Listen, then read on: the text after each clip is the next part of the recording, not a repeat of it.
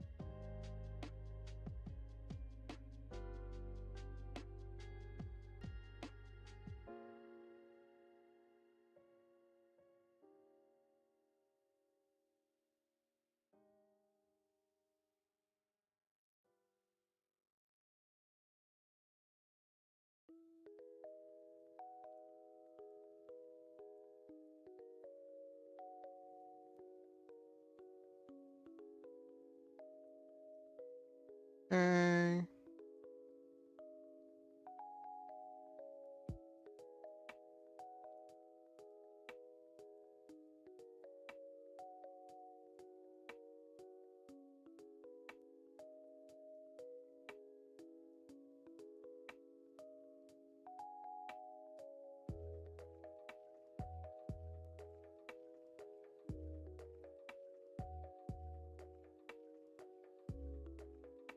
Okay.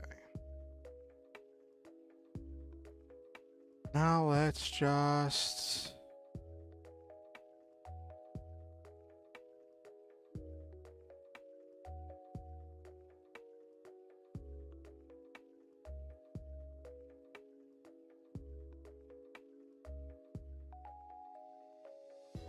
okay. I think I posted everywhere. I'm live.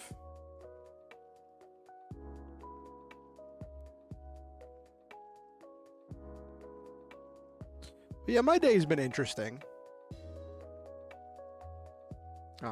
Let's get rolling.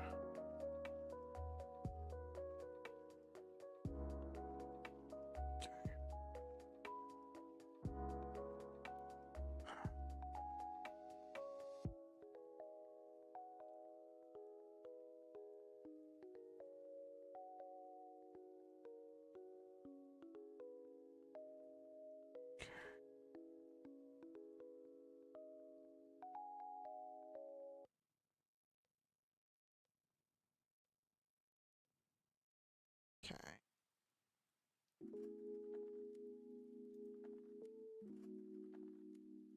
Alrighty. Oh, whoop. Got my headset caught. Okay. Think that is everything.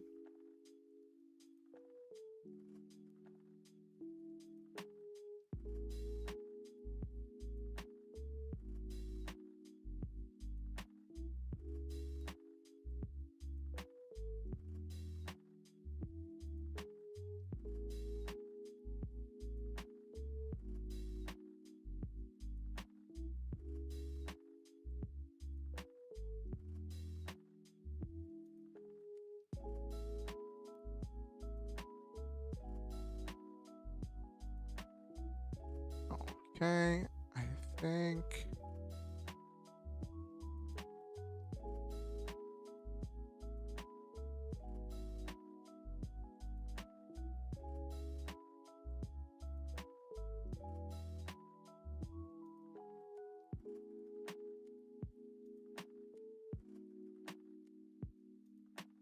Normally somebody would have been here by now. Anyway, let's change over. Let's change screens. Boop, ba-doop, ba-doop, ba-doop, ba-doop, ba-doop, ba-doop, ba-doop.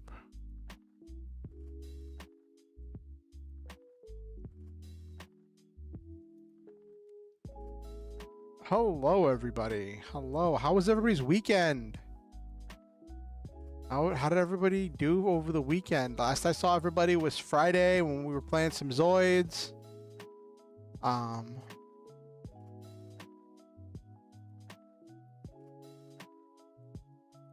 almost did some Zoids today, but then I told everyone on Friday that I was gonna do this stream of going through the judges kit. And I was like, you know what? Let's do what I said I was going to do. And my model's acting weird. Of course it is.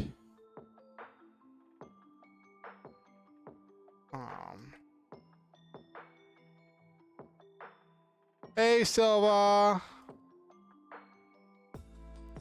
Oh, you're finishing something up? Okay, that's fine. I'm glad you're here.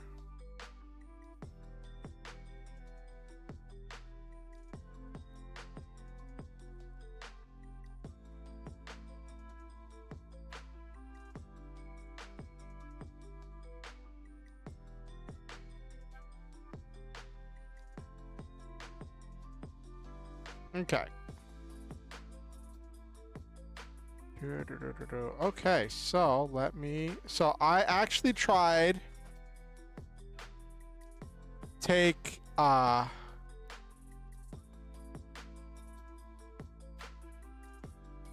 actually tried to take notes and go through all of my notes and things before I did this. So I guess I'll just give a little preface. Last time I did this kind of like in-depth thing looking at the demo kit. I looked at the player's side. I looked at some of the moves. I looked at a lot of the abilities that all of the starter characters get. And we looked at some of the created cards. And then I did another thing where I did another stream where I made some custom cards, talked about custom card ideas and stuff. And I always said I was gonna do a thing looking at the judges kit. The judges kit is essentially, for the demo kit side, what is publicly available. It becomes essentially the game master's guide, explaining to someone how to run this game. And I wanted to look at this, go over. I read it when I first saw it, and I reread it a little bit earlier today to get it more fresh. I read some of it, and we're gonna go through it tonight, and we're gonna look at some of the things that I like about it, some of the things I dislike about it. And the big question of something like this is, how well does it prepare you to run the game? Like, this is supposed to be the demo kit that you can pick this up and play the demo game, right? And so that's the big question.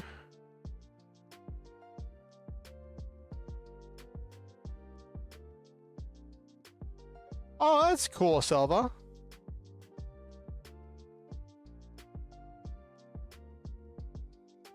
Maybe we'll get a Nabiru coming through at some point.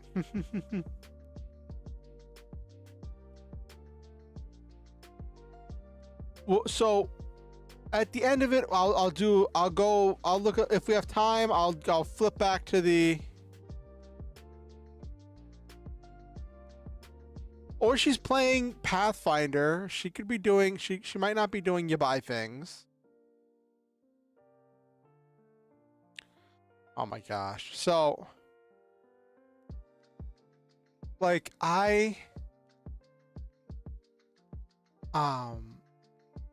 sleep schedule's been really weird, really off the wall and chaotic recently. Because I went for a long time where I was I would stay up till like 4. I'd go to sleep around like 4 or 5. Then I'd wake up around like 10 or 11 to go take my meds. Then I would go and lay back down, and then I would get up around 3 or 4. And then I'd be up for the rest of the night, right? That was like my functioning time, right?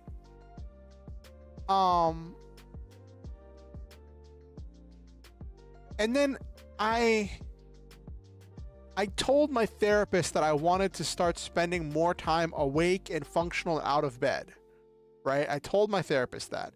My therapist was like, well, let's set concrete numbers of what you're trying to go for, what your schedule is. So I told my therapist my regular schedule. I'm like, this is what I want to stick to, because some days I just get so depressed that I barely get out of bed. I'm rolling out of bed at like 7:30 when I have stream at 8:30, and like I'm scrambling to get stuff done. I stream and I doom scroll, and that's all I do. I don't get any of my other projects done, and like it just been falling behind on a bunch of stuff. And some of that has to do with like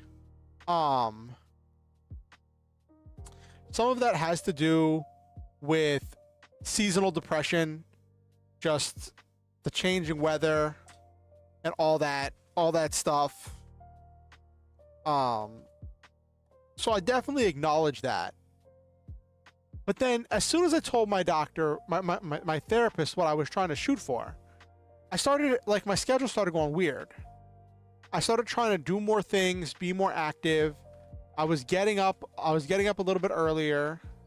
And I noticed that, like, what started happening was, I think it started with when I went to lay back down after eating and taking my meds around midday. I was playing on my phone for a few hours instead of actually going back to sleep. Like before, I would just like put some music on and just conk right out. So then when I did finally lay down and get to sleep, I would wake up like, 7:30, still tired. I'd go through whatever my nightly activity was, right? And then instead of working on other projects or doing other things after from midnight to 4 a.m., I just get really tired. And then I fall asleep around 1 a.m., 1 or 2 in the morning. And then I wake up at 8 or 10 wide awake. Or sometimes as early as I'll wake up as early as 6 or 7. Hey Nabiru, good to see you. How was your weekend? So it started this weird cycle of me, when I started trying to get up earlier, instead of staying awake longer, I just started going to bed earlier. I knew you weren't being yabai. I knew it was a possibility. Blame Silva. Silva's the one who says you must be doing yabai things. I know that you're capable of doing some interesting things.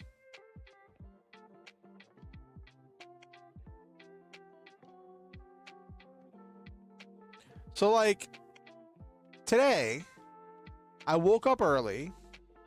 I made food. I laid down after I ate and took my medicine. I got up a little bit later, made lunch. And then I was still kind of tired and I didn't want to get started with anything because I didn't have a whole lot of energy. Hey, Noel Main 700. Good to see you. Welcome to the stream. We're just chit-chatting right now. Normally when I start my streams for the first 30 minutes or so, I'll just kind of chit-chat and hang out, talk about my week, talk about my day, and then we'll get started with whatever the main thing is of the stream. So that's what we're doing right now. How was your weekend, Noel Main? You do anything special for the weekend?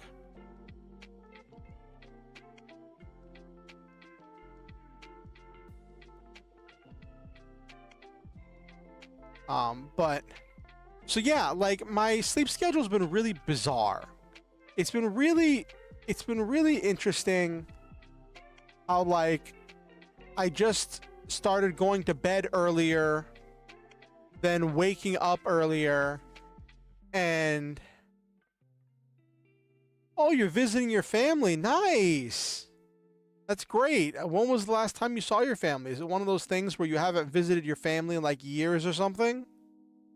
I know when I visited my family for Thanksgiving, it was like the first time I'd seen them in person in like 3 or 4 years.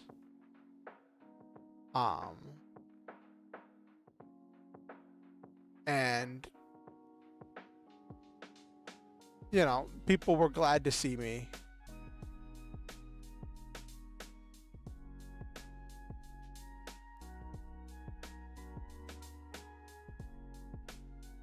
But it's hard, like, whenever you have your own life and trying to make time for, like, for family and stuff that just don't, that aren't a part of your normal routine.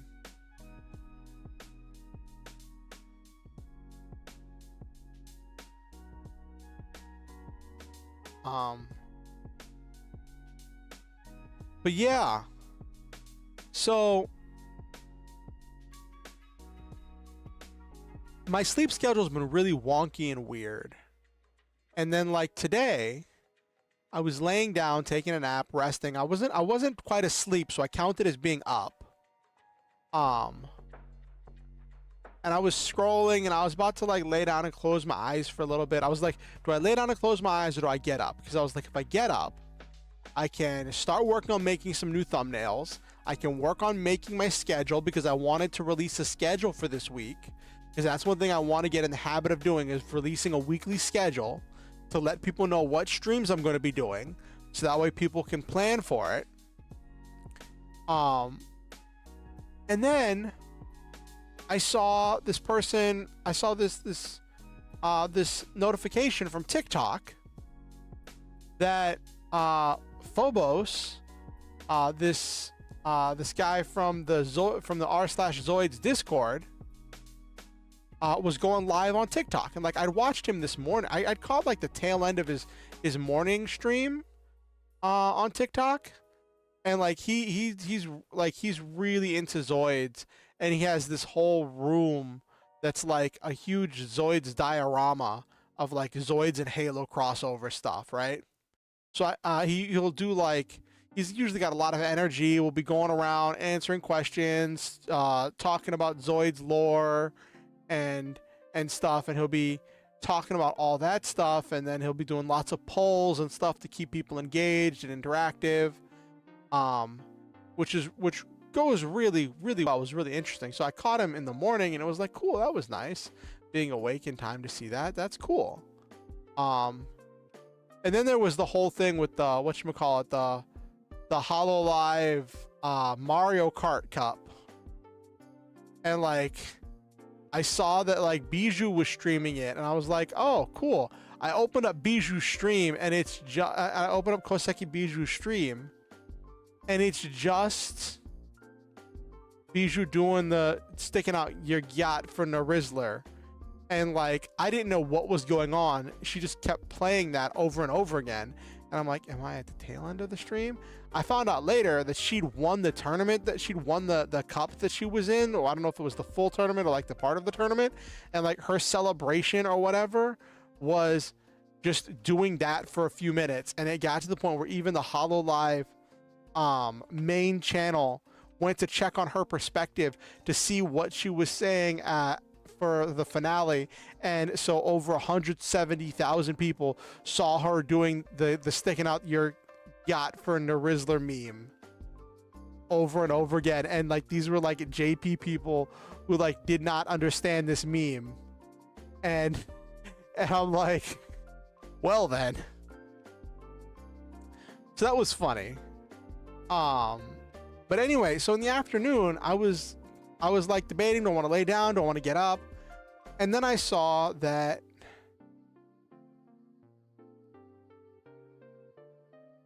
oh, okay, a month is still a decent amount of time, Noel, man.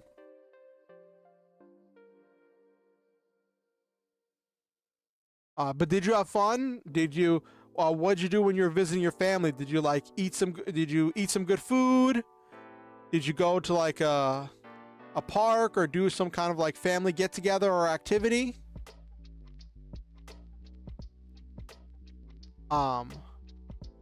So I saw that Sir Phobos was live on TikTok in the afternoon. It was really confusing because I only ever watched him live during the mornings, right? So I thought, is my TikTok being weird? Right? And I really only got TikTok exclusively so I could keep up with Phobos's stuff. I don't really do anything on TikTok. There's a couple people that I'll like their stuff and like leave comments on their stuff. A couple people I know, but like it was mainly so I could watch all of the skits and the content that Phobos puts up. So I like went to watch Phobos's stream, and he explained that like his cat had gone to the vet, and so he was having an extra live, and all money from that live was going to go towards helping to pay the cat's vet bill. And that that's what he was doing, and at first I was like, oh, okay. He explained that he was waiting for I think it's girlfriend or partner or other person to I don't know, maybe roommate to go pick up the cat from their vet. And he talked about how he was waiting during the stream, and then I got like emotionally invested in this whole thing, and I'm like, oh, I want to know what happens with the cat. So then I'm like, I'll just watch till we find out what happens with the cat.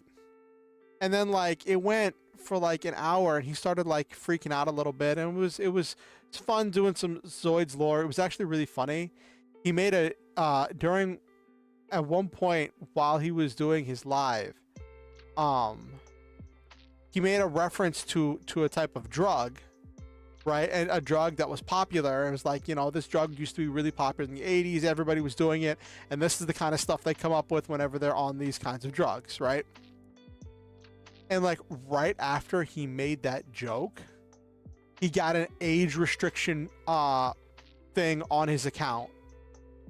And he's like, oh, well, I guess TikTok was watching and they didn't like that I made a drug reference.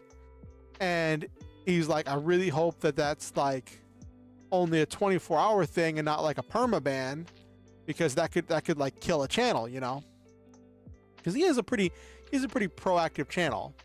He's a pretty active channel and stuff. But like he was doing all of that stuff, and by the time he actually got confirmation of what was going on with the cat, it was like the stream had gone on for almost 2 hours by the time he actually got confirmation of what was happening with his cat. And so I realized I'd been sitting there for 2 hours because I got emotionally invested and I wanted to know what happened with the cat. So now I know that the cat's gonna be hopefully okay, and it's really funny to get invested in somebody else's pet. It's kind of funny. It's kind of silly. It was a barbecue with my cousins as well. It was really fun. Oh, that's great, Noel, man. That's awesome. Barbecues are so fun. Like, the thing, like, barbecues and cookouts used to be really, really exciting and special things for me. Now, they tend to be a little bit stressful, because I'm vegan, and I've been vegan for about 5-6 years. And whenever I go to a cookout, I have to make sure that I either eat beforehand or I have to confirm that there's going to be food there that I can eat. And then I'm always scared someone's going to get offended when I don't eat their food. Or I have to bring my own food there. And it's an entire ordeal, right? It's an entire ordeal and all that stuff. But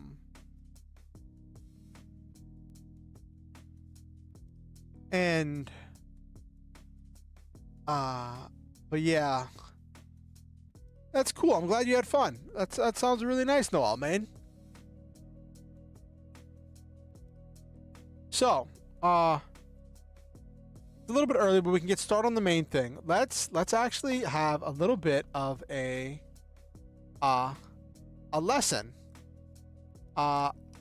in misunderstandings.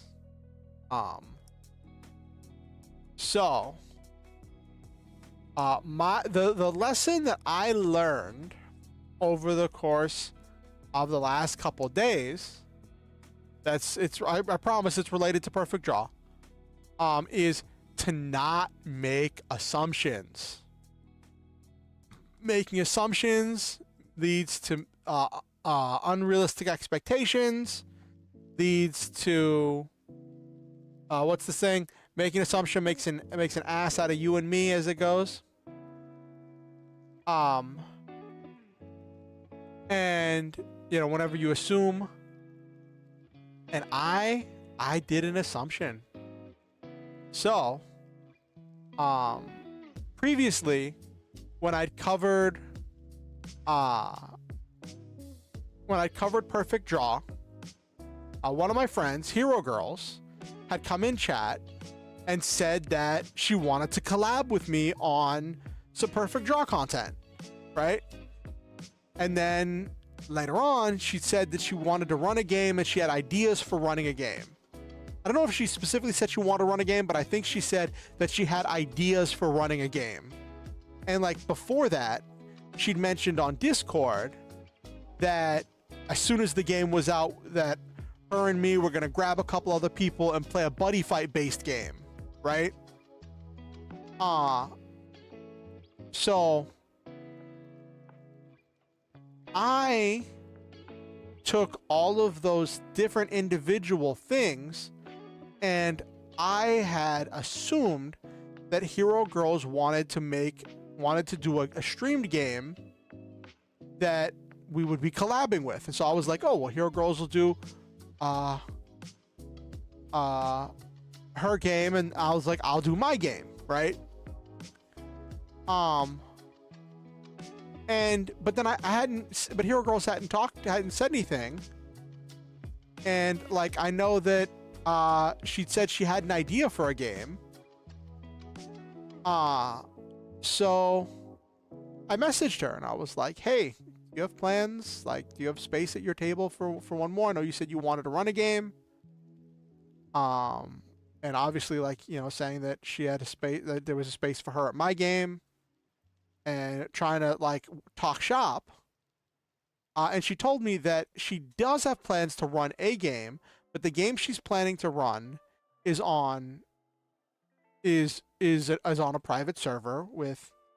Why is my phone going off right now? Oh, people are liking my things. Yes. Definitely Naberu. It was a classic misunderstanding, and Hero Girls expressed that she isn't planning to do a streamed game, that she was planning to do a home game on a private server, which I'm not a part of.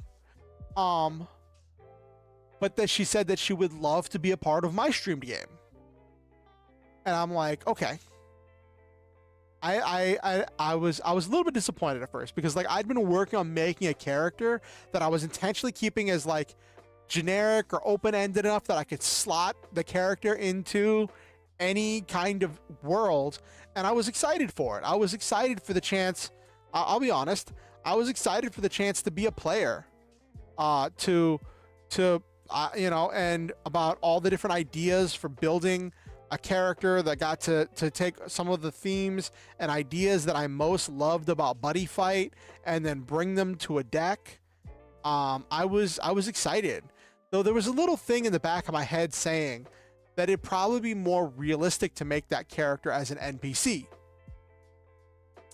I would have a lot less restrictions, and I could be, and I could probably better grasp the vision, and it would be a character that I could use more readily. And we'll go into today, when we look at the Judges Kit, we will talk about the differences between a player character and a non-player character in the Perfect Draw game.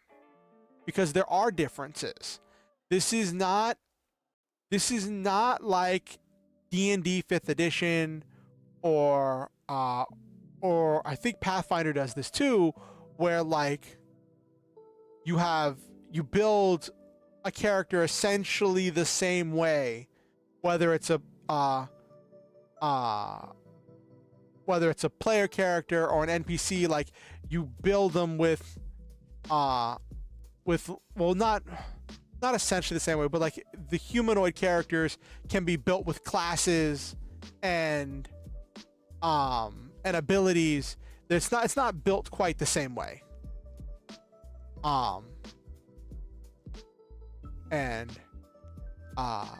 So we'll go into some of that. If we have some time tonight, we might work on making an NPC.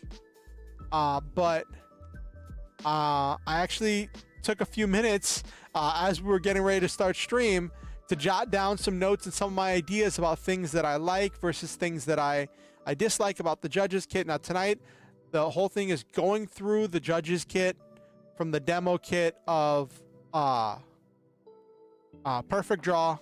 If you want to get the demo kit yourself, it's available for free on, I believe it's on itch. There is a link to it in the description of the video. I'll make sure there's a link to it. Yes. It is on itch. Perfect Draw demo.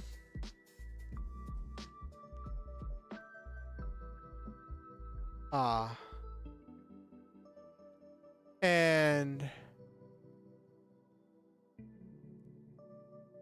so, boop.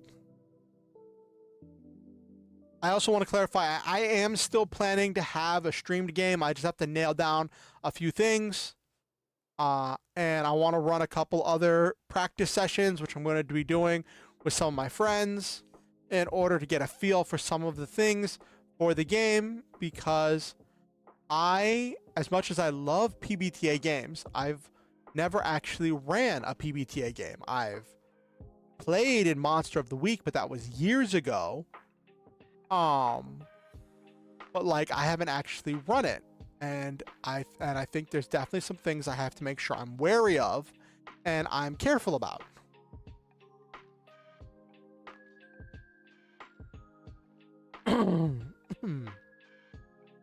So that is where we're at with that. And it's after 9 p.m. EST, so let's jump right into doing the thingy with the people at the place. All right.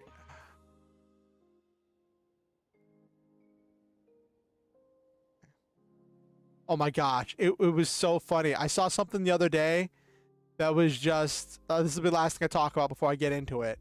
I saw something the other day that was so funny. Speaking of misunderstandings, right? So I saw this person make this post. I can't yeah, it's very different, Nabiru. I saw this person make a post. I can't remember if it was on X, Twitter, or if it was on Blue Sky, but it was it was either Blue Sky or Twitter. I think it was Twitter. And they were like, whenever, I'm tired of people saying that you shouldn't care about the number of people watching your stream. That is the biggest metric that we all have to overcome in our quest to get a partner. It's something that we have to keep track of, and yada yada yada yada, right? And they were going off on this whole thing about how they think it's disingenuous and not fair for big streamers to tell small streamers when small streamers ask for advice, and to tell small streamers to not care about their numbers, when, like, for people who are trying to do this, that's an important thing to keep track of.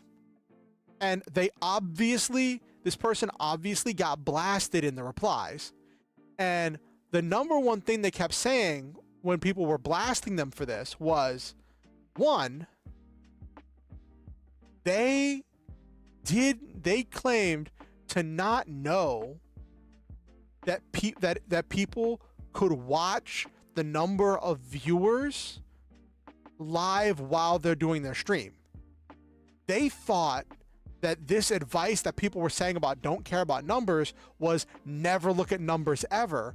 They didn't realize it meant don't look at your view count as you're streaming, because it'll distract you.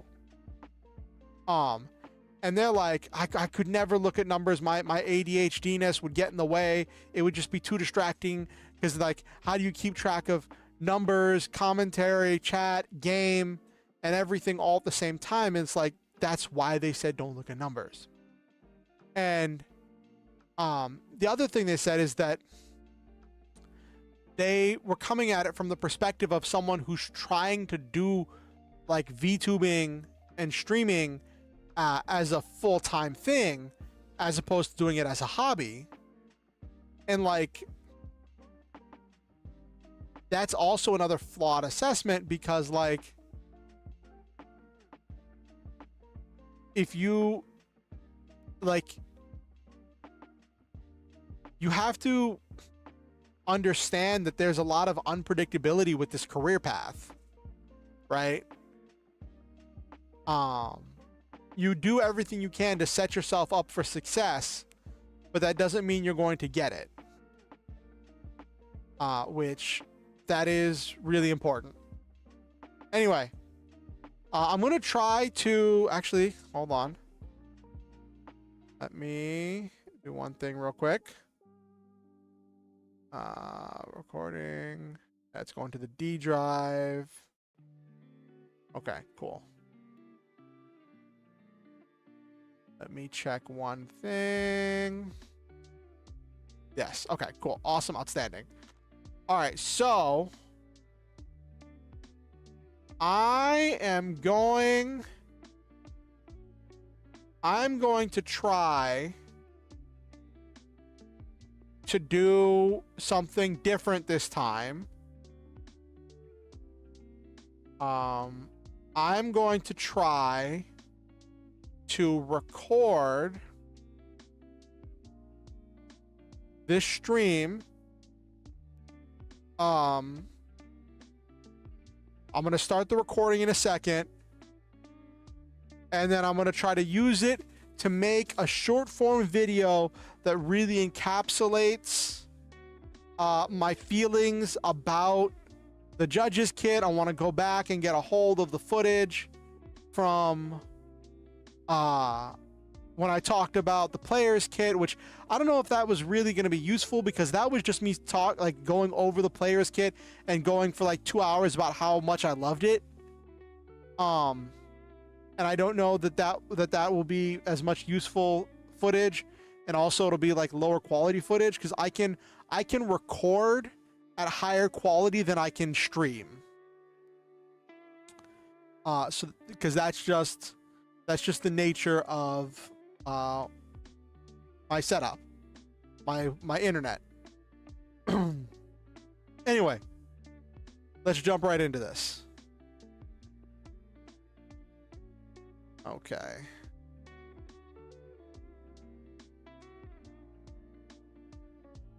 Okay, nope, I need you to hide.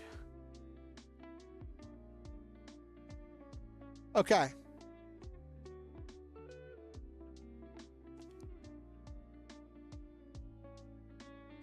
All right, let's get started.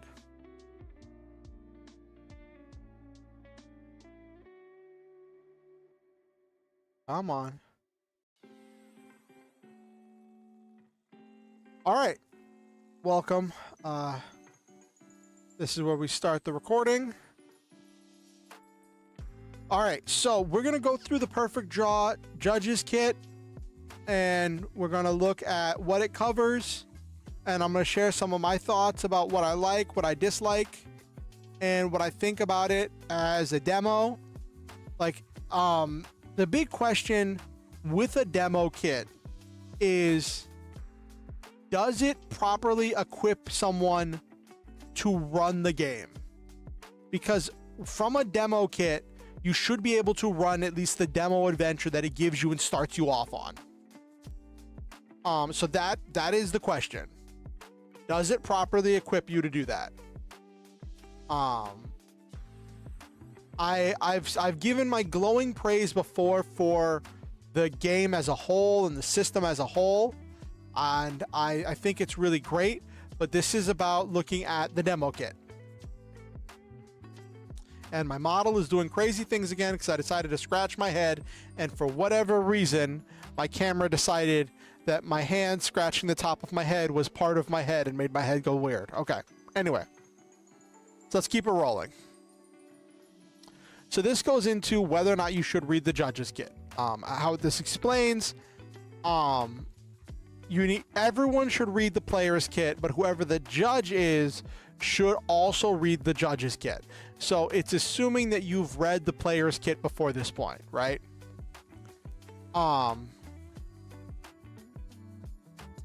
And it jumps right into one of the biggest thing that the judge needs to keep track of that the players don't, and that is the opponent's turn.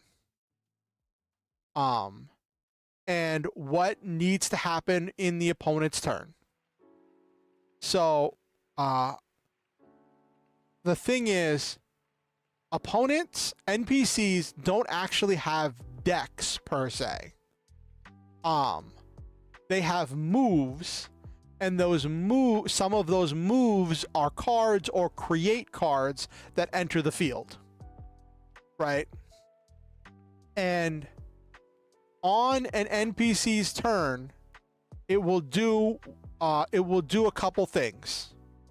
On the first turn, if the NPC goes, like the NPC's first turn, they will establish a plan to win, which means they play whatever their big thing is in order to create a threat of some kind on the board, or create some kind of a play state or situation that the player has to respond to. To create a situation where the player does not respond, they're going to get run over.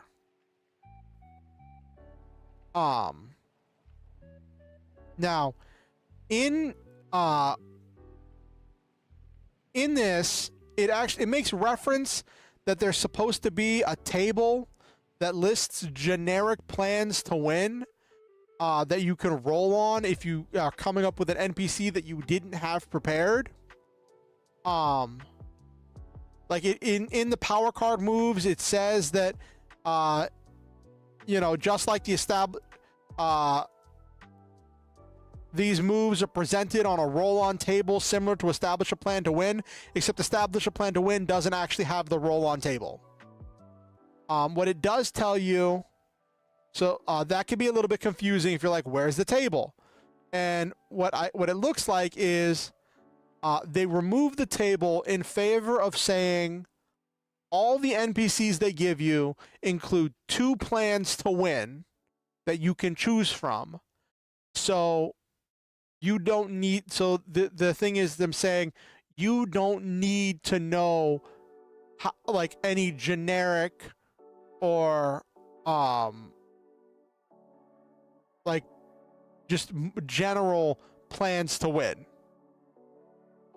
While I understand that concept, right? I understand that idea, and it cuts down on the amount of stuff that you have to read. and it simplifies everything you have to keep track of. I feel like it puts you in a position where you are unable to create any NPCs that it doesn't already give you. Which, it's a demo kit, so like it's questionable whether you should be able to build an NPC off of a demo kit. Just like for the player's kit, it only gives you 3 playbooks, and those playbooks are partially covered up and written in, so you can't really build a character off of the playbook. So like, yeah, you could go different ways about it. Personally, I always prefer more over less, but I also understand why they did this, and I can tell you that that table that explains all of that stuff is in the full rules. Like there is, and I also want to clarify one thing. Any criticisms or things that I give to this, I'm giving specifically to the demo kit. I've read through the playtest rules, and the playtest rules are very well written, well fleshed out, and give you a lot of tools and resources in order to help with running the game, in order to help with making the game the best that it can be. It provides a lot of stuff is provided in the full rules. So that's why I definitely, if you're interested in this game, I definitely suggest backing it, you know, when it comes to Kickstarter, so that way you can get a copy of the rules for yourself. But right now we're talking about the demo kit. So that is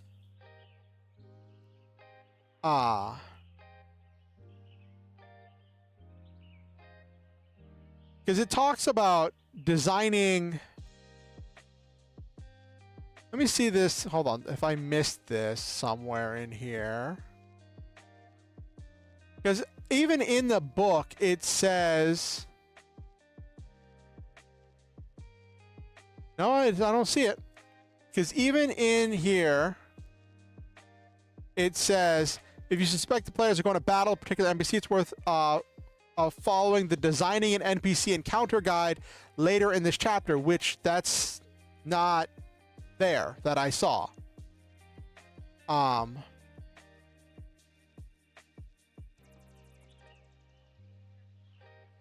See, even it says these are presented in a roll-on table below. These can be used for a battle where you hadn't planned for the encounter. So this is confusing because even in here, it's referring to a table that doesn't exist.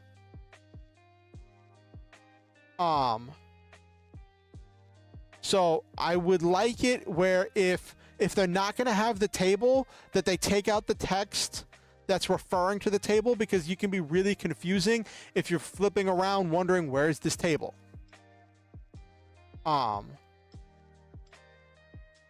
So on every turn after the NPC establishes a plan to win, they use power card moves.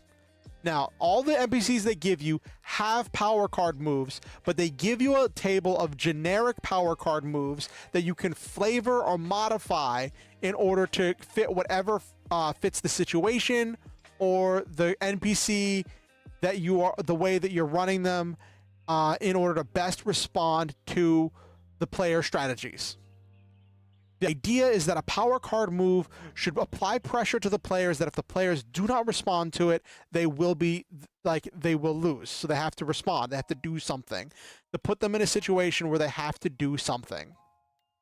But it's this delicate balance between doing something and like forcing the player to act and creating an unwinnable situation.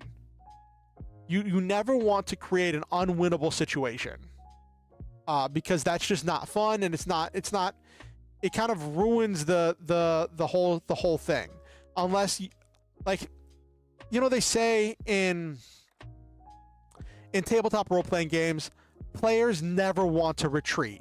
They never understand. They very rarely will comprehend that retreating is an option, and there is this assumption that players have that they can defeat every obstacle that their game master throws at them, that there is some way, shape, or form for them to overcome and defeat whatever's there, and that's kind of part of this expectation, and you kind of have to play to that a little bit.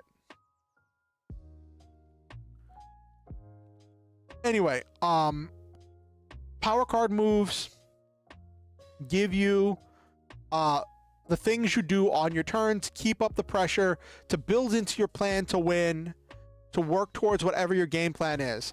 And this all works toward whatever your deck's gimmick is, which every NPC has a gimmick, which they don't really go into here, but they don't really need to go into. Yeah, you're working towards your gimmick, and usually it'll say for each power card move at the end, it'll say do a number of simple card moves. Simple card moves are essentially staples. They're very weak moves that are very simplistic, that are done to kind of pad out or extend play, or to solidify a situation. So let's go through the power card moves. First move, protect your game plan. Play a normal warrior, normal item, or invocation that protects the deck's game plan, such as by making it harder to remove a key game piece or harder for the player to perform a disruptive action. Examples are giving a warrior you control inconspicuous or blocker, creating a small number of weak warriors to sit in the way, or anything else that might protect against the player's ability to win the game. And then you protect your game plan and you use a simple card move. Option 2, create a threat. Play a normal warrior with 1 to 2 features that make it a threat to the player, such as maybe it's a strong warrior, or it can attack directly, or it has some amount of piercer, or sniper, or anything else to make it an immediate threat. So you want to do 1 to 2 things, and then this one's more variable because you use only use 1 simple card move if you selected 2 features. You use 2 simple card moves if you selected only 1 feature. Option 3, create an advantage. You put in a normal warrior or strong item with some kind of protection that creates advantage for you in some minor but useful way, such as giving a warrior you control a useful keyword once per turn, creating a weak warrior once per turn, or something else that may become difficult to deal with over time. That one I like because it's like you want to be playing into your gimmick. Whatever the gimmick is, you're playing into it with a normal warrior or strong item that has an effect that helps you somehow. Now this one, number 4, when I read this one gave me a cold sweat, which is really funny because, like, I was designing a player character, right? And I was like, oh, I'm gonna give the player character that I was working on designing for my first draft was going to be a character that had an item that turned them into a warrior, and the flavor was that they were mounting up into a giant robot and they were piloting a giant robot. And I was like, if I make it a weak item so it has the max amount of effect points, make it an ace, and then if I give it inconspicuous, then it can't be attacked, so it can only be destroyed by card effect. So I'm thinking, that's great, that's awesome, you know, that's this really big and powerful move that's going to be huge. And then I read this is a regular generic power move that any NPC can do. Remove the immediate problems. Play an invocation that deals with one or more problems the players has created, removing those warriors, items, or effects from the battlefield or immediate gameplay. So they can literally just say, I play a card that has card effect that will destroy the item, even though it can't be attacked. That can't be attacked is only really a limitation if I'm fighting another player. Because NPCs can get around that with the snap of a finger.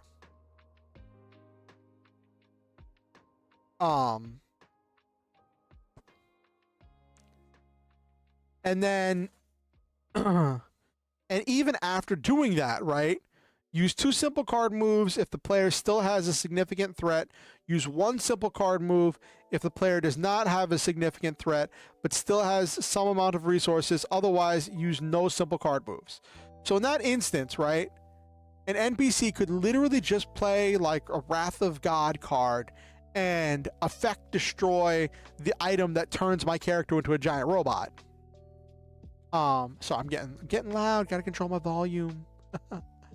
And then since I would have no threat left, they would just play no simple moves and they could just attack because I no longer have the defenses of being a warrior. So that's when I realized that Inconspicuous wasn't going to do what I wanted it to do. So I decided to instead go for a different theme altogether and design that item so that way it could be played from the graveyard, and then completely pivot to say it's undying justice. It is eternal and undying justice, because if it gets destroyed, it just comes back the next turn. And I'm like, that I like that better. But yeah, when I read number 4, it gave me a cold sweat. Number 5, disrupt a player's plan. Play a normal warrior or normal item that disrupts the player's plans and gives them a disadvantage of some kind, such as giving a warrior underwhelm each turn, weakening the player's main game plan, or anything else that may make the player's life somewhat more difficult. So this is different than, and then use a simple card move. This is different than remove an immediate problem, because remove an immediate problem is a destruction effect. It is some kind of a destruction effect that removes cards from the field. Disrupt creates a warrior or item that adds some new effect to the game state that interrupts whatever the player is trying to do, right? Like, for example, the one I was doing where you have an item that turns you into a warrior. If someone wanted to disrupt that, like, the entire thing about that deck is transforming into a warrior, then playing items that buff my warrior. So like they're essentially equip spells.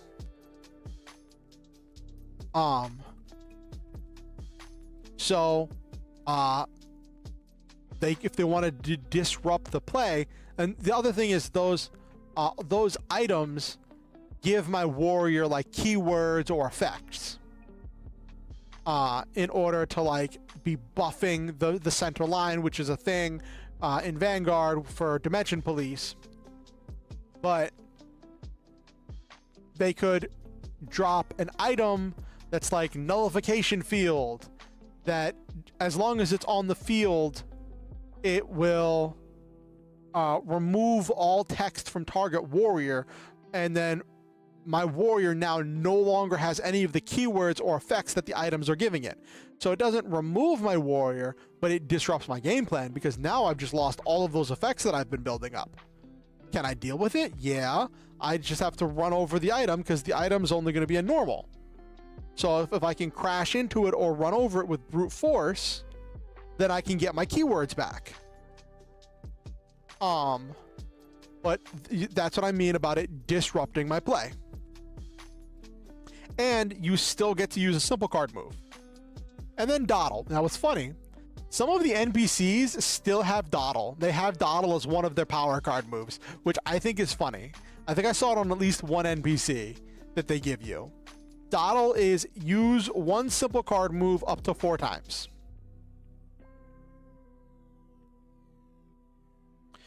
One of the cards I created is a knight that summons other knights. The mechanic is basically making a board out of a single card at the cost of having extremely weak defenses. Ooh, nice.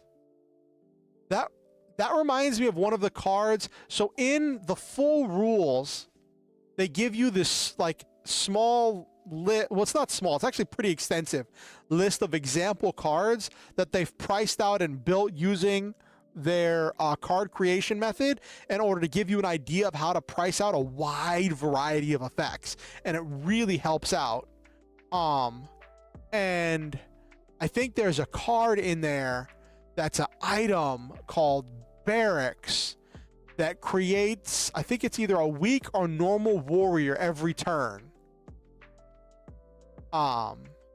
It just spits one out. I think it spits out a normal warrior. I tried to like make a variation that spit out a weak warrior with blocker.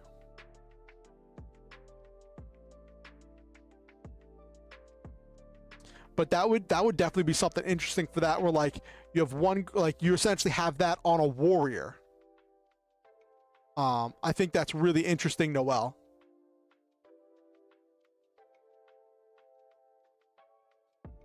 Well, I am curious, what do you mean by having weak defenses? Because you're going to have a lot of meat shields that your enemy is going to have to swing through if they want to damage you. Excuse me. Like, as long as you have a warrior on the field, the enemy can't attack you directly. Or is it a thing where like they're all weak but they have teamwork, so that way when they attack they can attack as one, but on the defense they're still weak warriors? Is it one of those things, Noel Main? I could see that. That would be interesting.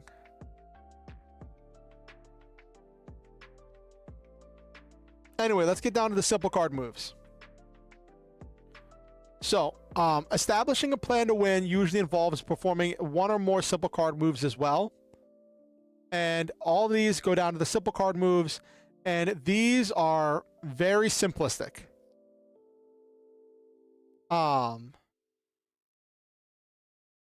Create a weak warrior with blocker.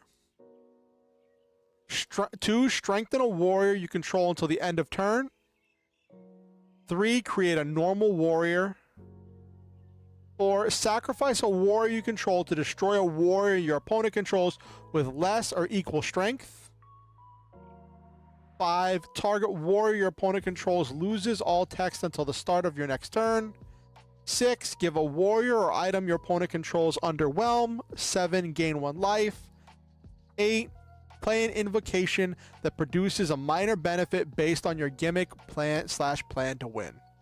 So these are really simple. These are essentially staple effects. All of these are staple, well, they're not all staple effects. There aren't staples that do that, but they're staple-like effects. And these are things, and each of the NPCs that the demo kit gives you has 3, I think it's 3 special simple card moves that are specific to them. And the idea is, and this is one of the difficult ideas to wrap your head around with this game, because there are cards in the game. So the idea is you want to think of it like you're playing a card game, right? But one of the things that when I did some playtesting that we had to wrap our head around was the card game that you play is an abstraction of whatever card game is happening in the fiction. So like when this NPC creates a weak warrior with blocker,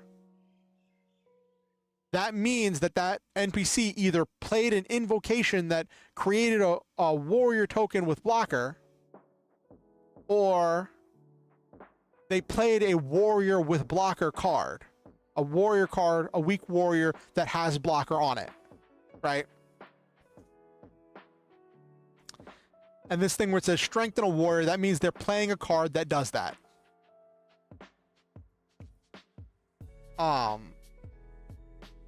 So that's an important thing to remember. Like, for instance, we'll get into the counter spells and the reactions here in a little bit. I do like how they dealt with counter spells, because like if you look at it, most of the stuff goes off on your turn, right? But there is still some card interaction to give you something to do. So those are useful. That's what we're getting into response moves.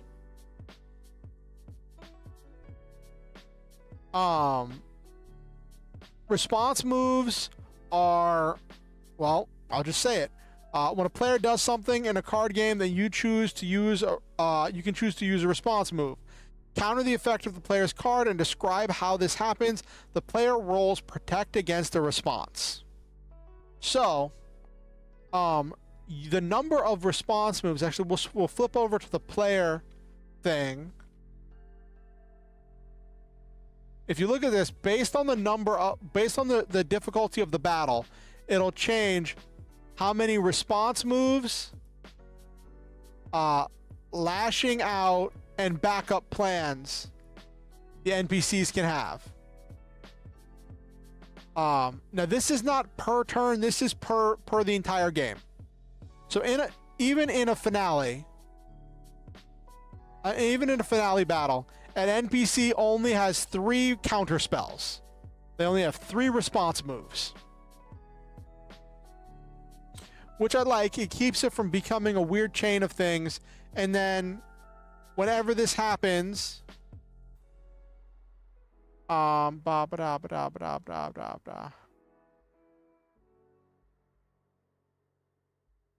you protect against a response.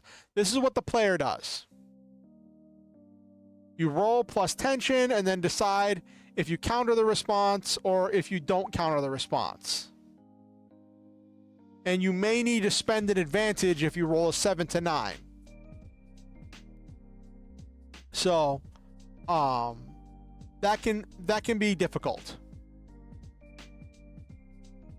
So that's how counter spells and counter chains work. You don't actually create cards that are counter spells.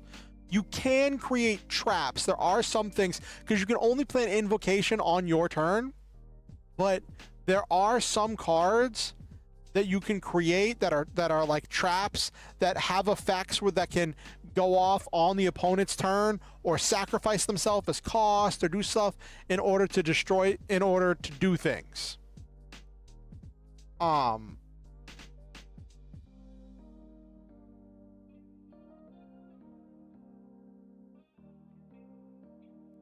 Now, here's the thing when we get to threat moves. So these 2 moves are kind of interesting. They call them threat moves here, but I don't really see them referred to as threat moves anywhere else. I don't know if that's a term that just didn't make it. But yeah.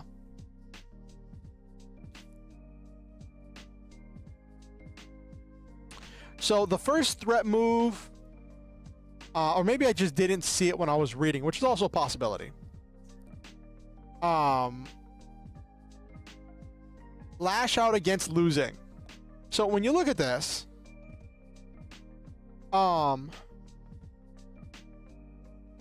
you think, oh, this is some kind of a counter spell to negate their loss, right?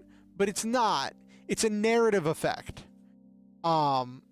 Lash out against losing is where the NPC will do something in the fiction that will up the ante, change the stakes, change what's at risk, do something to make the player think twice and do something to threaten some kind of thing that the player cares about that will make them have to think twice about what they're going to do, or change up their battle plan, or put them in a position that they just don't know what to do. How it says, lash out against the possibility of increasing the stakes of the battle, damaging something important, revealing new information about yourself, or putting something the player cares about at risk. So you create new consequences for the battle, or you destroy something. So this can be like, I'm losing, so I reveal that I have kidnapped your younger sibling who's going to be executed if you defeat me. So now you have to decide, do you continue the battle? Do you call my bluff? Now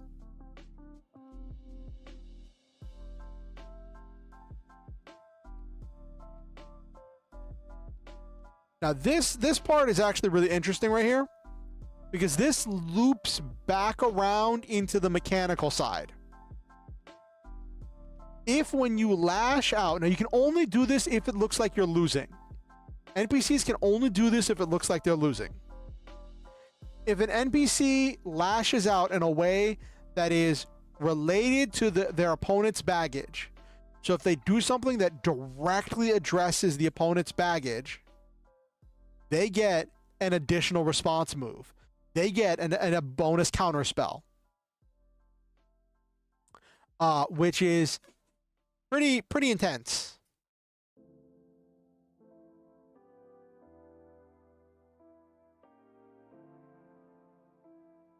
I see Noel main 700. Can you check if you're a little bit behind of where the stream is? Because I've noticed your responses have been like a few minutes behind what I said, and I don't know if YouTube is just having you behind. I know that happens sometimes. And then the other threat move, reveal your backup plan. If the player deals with whatever your plan to win was, you can play another plan to win, which is why the NPCs have two plans to win. So the two plans to win can be, you choose which one it is based on the player, the situation, what they're up against. And then if that plan gets dealt with, then you introduce another one. Yes, definitely Nabaru. Lash out against losing is straight up an anime. It's straight up an anime move. It is directly an anime move, which is definitely, it's interesting. I'm very glad that the most that can be done twice. Which this, like, it's interesting because I saw someone in the Discord was asking about how to, like, I've seen a couple people talking about it, about like how to make big final battles really difficult, right? Or like really challenging or exciting. Like some people were talking about adding other mechanics or creating other situations for the big final battles. And I think that's really cool that people are coming up with cool creative solutions to make really exciting final battles. I just feel like I want to test out like getting creative with the lash out against losing, because I feel like that's flexible enough that it can do a wide variety of things to make final battles really interesting. Because in a finale, the NPC can lash out against losing twice, so they can destroy two things you hold dear. They can destroy two things you hold dear. They can threaten things you care about. They can threaten things or people you care about. they can do some really intense stuff twice. And then in the final battle, in a significant or final battle, they get a second backup plan. So if you deal with the first plan, they have a second one. No, whoop, I don't know why I did that. So after introducing, now this is one thing that gets a little bit confusing because it talks about these different phases, right? Then it goes into running a card game after it explains all those different moves. But I see what they're doing where they wanted to introduce all of the moves and then go into how to use those different moves. And I think that's very helpful with understanding how to resolve card battles. I think that's really helpful. And it has the rules for player versus player battles, which I think will be very interesting because sometimes how do I put it? I believe I'm not a big fan of player versus player conflict, but I also acknowledge that in any significantly mature or complex TTRPG, there has to be the possibility of inter-party conflict, just by the very nature of the complex characters that people will bring to the table.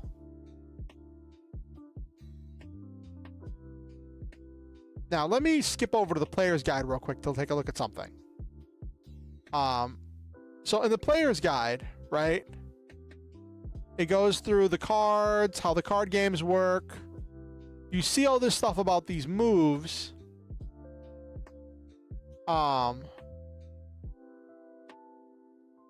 But it doesn't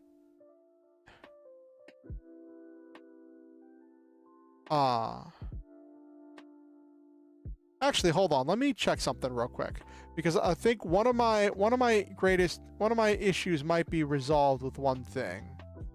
I would have liked for the judges kit to have more of how to use the moves and how to actually run the game, but it says there's something in the printables. Here we go. General moves.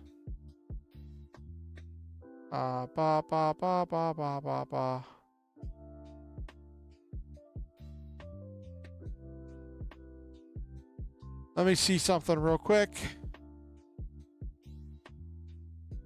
Card combat moves.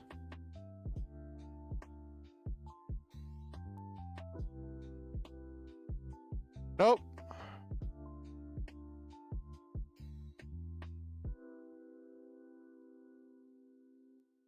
So it's not there. I wanted to see if it was there before I said this. After it explains how to run the card games, it jumps right into explaining the adventure. I'd say my biggest kind of criticism that I see of the judges kit and of the demo kit as a whole is that it feels like most of the words, most of the pages are spent explaining the card game mechanics, right?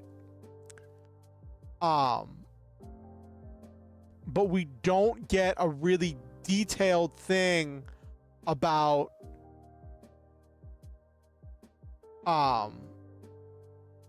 stuff outside of the card game, right? Even when we get down to the Rising Stars adventure, we get like a little bit of setup, background, some stuff, some setting stuff, and then the three player characters and some questions to ask them to so they can take their baggage, right? But like, it gives some stuff specific to those characters, but uh it sets up, it's designed to set up a tournament arc in which the players are jumping from battle to battle without a whole lot of stuff in the middle. But it's a demo game, so it's going to be relatively simplistic. But it does, that's not like, how do I put this? It's complicated. I see what they were going for with trying to introduce you with the most complex. Yes, Silva. I guess I would have liked more of an explanation about how to use the different moves and things to do outside of combat. Like when I was talking to one of my friends about it who'd read one of the previous playtest rules, they're like, isn't there rules for using your cards outside of combat? I'm like, not that I know of. And I feel like there's so much stuff dedicated to the card game combat that I think we could do with a little bit more stuff about what to do.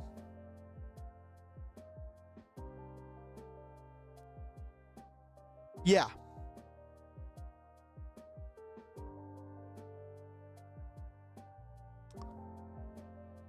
So we got this whole adventure. I'm not going to go through the entire adventure, right? It gives you all these NPCs, and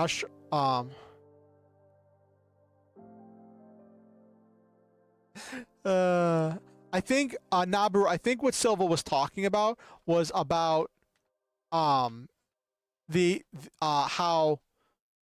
the Yu-Gi-Oh anime is a lot of times just a bunch of battles with connections taking you from one battle to the next battle and an extended overarching tournament arc as it becomes one tournament arc leading into another tournament arc. And like that can be a thing.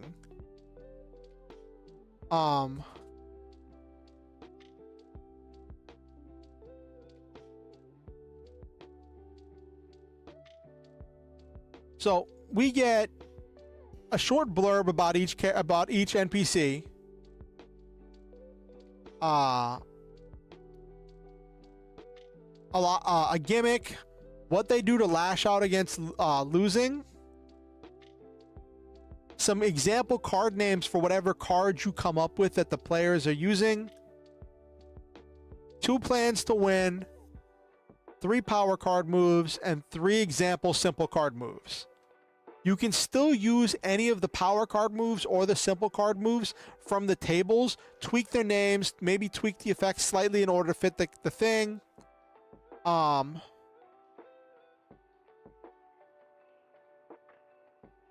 And yeah, so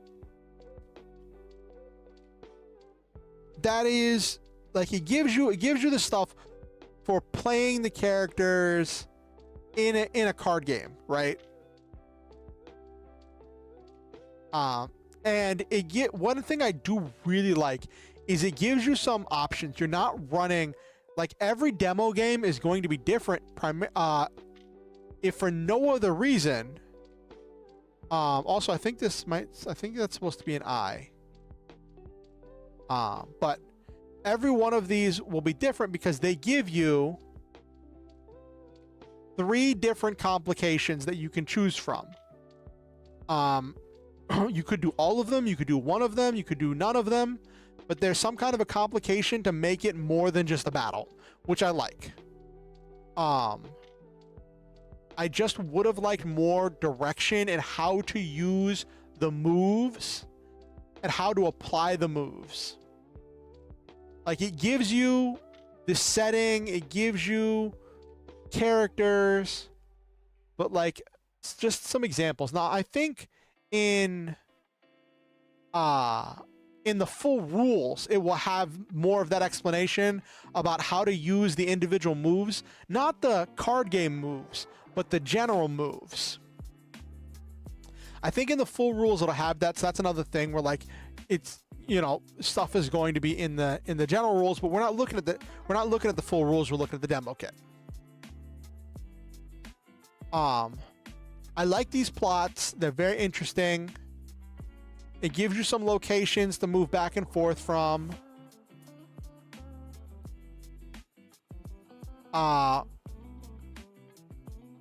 And then it gives you this, what you do next, which is,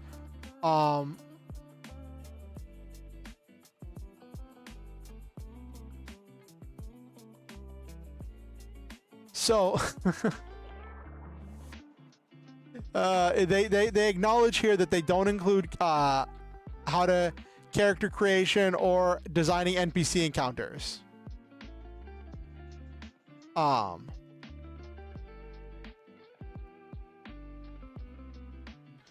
Basics of advancement and where to go from here. And depending on which one of the three complications you chose, it gives you where to go from there. I think coming at this from a like a D&D 5th edition perspective, right? Where you want to know how to use and do everything. Like, it's, at least the way that I run it, I run my games with a big emphasis on narrative interaction. So I guess that's kind of where I am with that. I run my games with a big focus on narrative interaction, and I like this. It gives a lot of tools. The question that I asked of, can you run a game with this? Yes. It'll be a little bit tricky at first as you try to wrap your head around, because there's so much, they have so many clearly defined rules, but like, I don't know that it's ever clearly stated that like your character has more cards in hand than you do. Your character has these staples and other cards in hand and counter spells in hand that you don't have. And as you use those moves, it's like your character playing those cards. So you don't have to worry about drawing those cards in order to use them.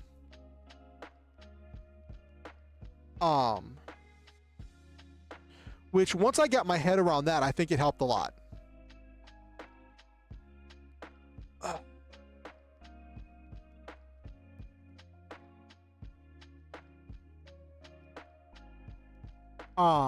Let me pop up my notes. So, things that I like. It has a lot of example NPCs. It gives you a lot of example NPCs. Gives you their decks, gives you their gimmicks, gives you example card names. I really like this one, this Titan weapon one. I've actually made these cards in a card creator so I can use them. This is the one that I was using when I was doing my test games.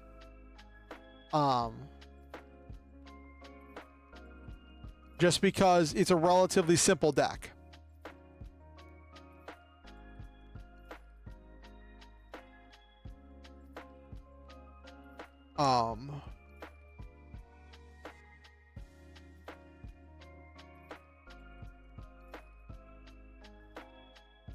So there's that. It has a wide variety of power and simple moves with the rollable tables. I love the rollable tables for the power and simple moves. If you don't know what to do, if you're ever in a situation where you do not know what to do, and there is none of the preset simple moves or power moves fit the situation, you can just roll a die. You can just roll a die, roll a d6, roll a d8.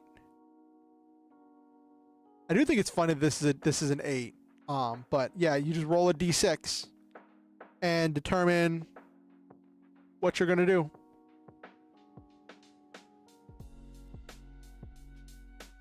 So I really like that. And it has a lot of material for running the demo adventure. It has a lot of material for running the demo adventure. Has the stuff for the characters. The NPC, some quick blurbs about all the NPCs. I like that it included pronouns. And all of the NPC sheets are really well designed. Gives you the complications. Each one of the complications could be their own adventure. Like, each one of these complications are really, really well thought out and really good. And they're very thought-provoking and really interesting. So those are the things that I really like.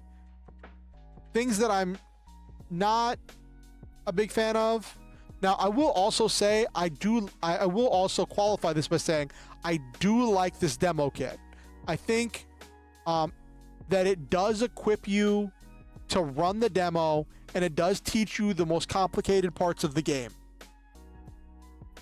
The card game stuff is going to be the most complex and complicated part of the game, and it does a great job of defining the card game parts of the game.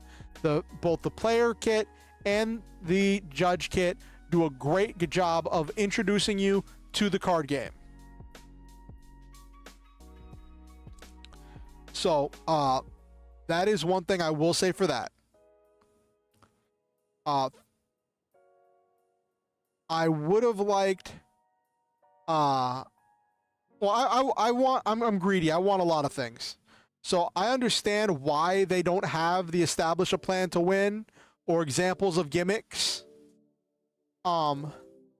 Because this is just for the demo kit. If you want to be able to actually build the NPCs, if you want to be able to create new battles for the players outside of the ones they give you, you need to buy the full rules, and there's nothing wrong with that. That's perfectly fine. I just wish there wasn't still text referring to tables that aren't there. Like, that confused me when I first read. I'm like, where's this table? So I would like it if the text referring to those tables was taken out. There isn't a real breakdown of how to use or utilize the non-combat moves.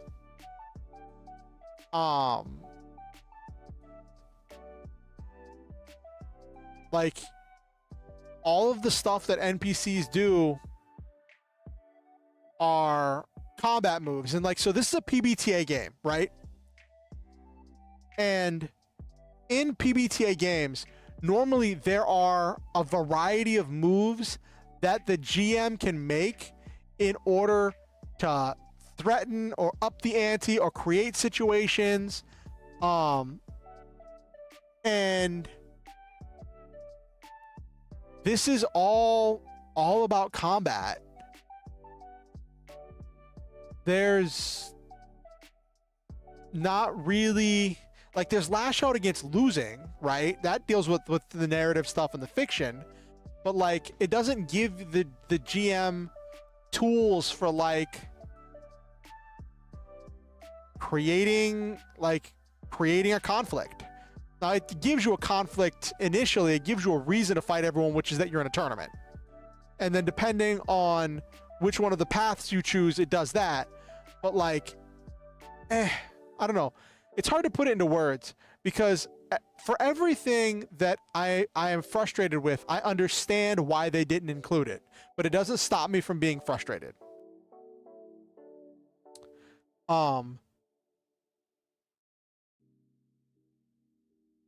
That's my assessment of it. Huh, got it done in an hour. See if I can trim that down.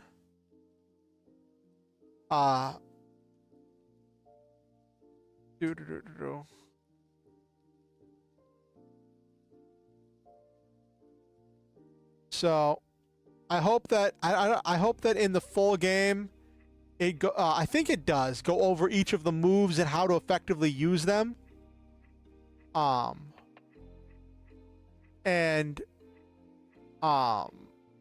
Like, all of these things that bug me about the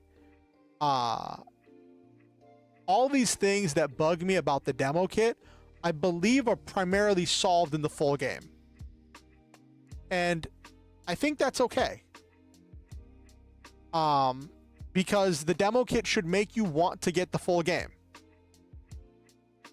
It'll be a little bit awkward running the demo game without those things. But I think that's part of the challenge, I guess. Like, you stumble through the demo game, but then you get the full rules and you're like, oh, here's how we do this. Here's how we do it better. So then when you continue play or start a new campaign, it's going to be even better. You're going to take the lessons you learned from the demo game and you're going to apply those to the new rules that you get in the full rule book. So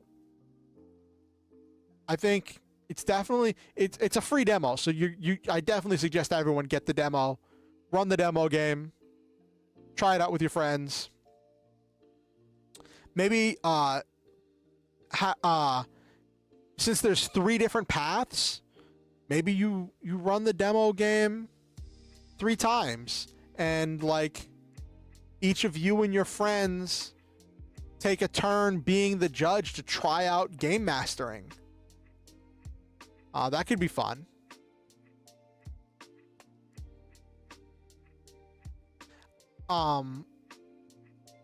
I think some of the things in this can be confusing to people who are coming from 5e, just because like it's so very different. You're not working with grid combat. Like, your turn flow is completely different. And like, that's it. That's what I was trying to put my finger on. Sorry, I just had a thought. So in 5th edition, right, you have, I'm sorry to keep mentioning this, but I mention it because it's the most popular and it's what a lot of people are going to know. Like, for my Lancer game, when I first started it, my players had just played 5th edition. So like, they were coming from that. And I use that as an example, not because it's a good example and not because it is a good representation of the wide breadth of different TTRPGs, because it's not. But anyway, you have action, bonus action, free action, movement. Some enemies have legendary actions, but besides those legendary actions, the main things of action, quick action, movement, free action, both players and NPCs have access to that, right? They may be able to do different things with those actions, but they have access to those same basic actions. It's still on that same like level. In this, the NPCs have an entirely different set of actions that they utilize. And it does a really good job of explaining that in combat, but then like in interactions with like, how do they interact and do stuff outside of combat? I think coming from, well, sorry, I'm getting lost. I'm getting confused. Let me get some water.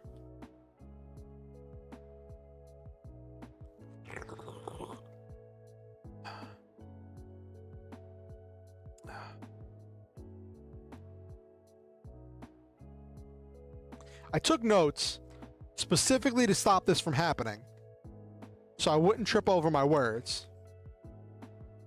But I did it anyway because I am a mess of a human being.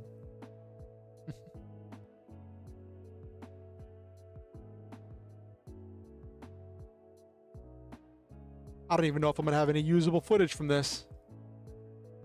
I've got an hour of recorded footage. Well, no, just under an hour. Just coming up on an hour now.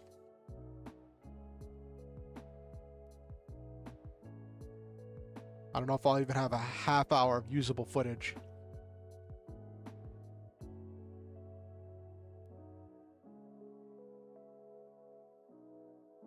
Okay.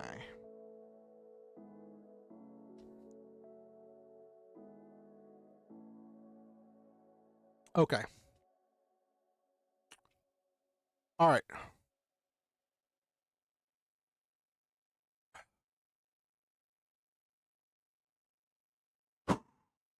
Okay. So, I feel like being a PBTA game creates a situation that the NPCs and the game master has access to entirely different actions than uh than the players. And there it is. That's it. There was something that's been bugging me that I couldn't put my hands on.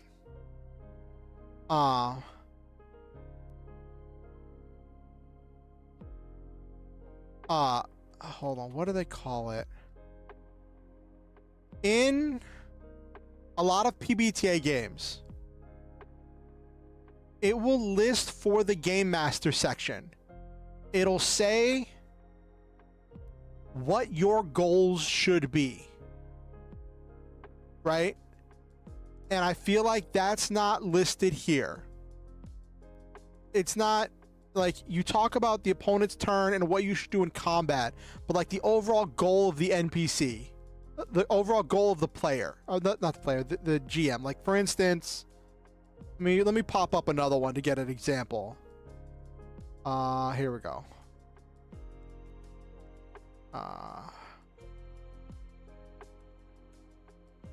So here.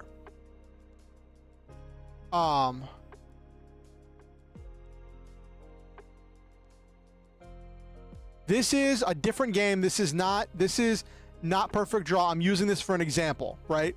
Of another PBTA game. Right? That's it. Agenda. This is Stormheart Circuit Odyssey. This is a completely different game.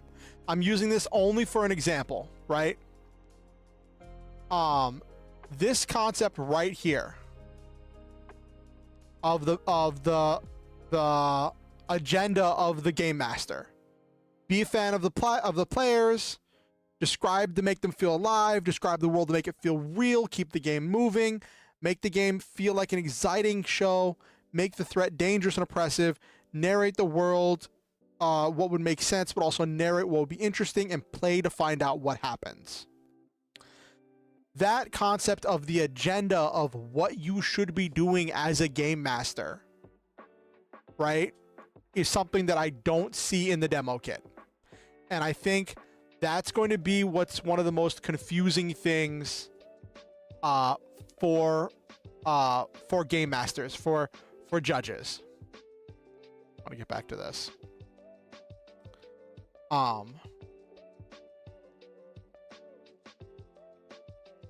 Like a simple, concise list. Though that first tenet of from that other game of be a fan of the players is a common one in PBTA games, and it's one of the things that I really like about PBTA games is you want to emphasize that you want to be a fan of the players. And I think this kind of, it hints at it, but I don't see it like clearly like a list simply stated. Now, with that said, all of my complaints are minor.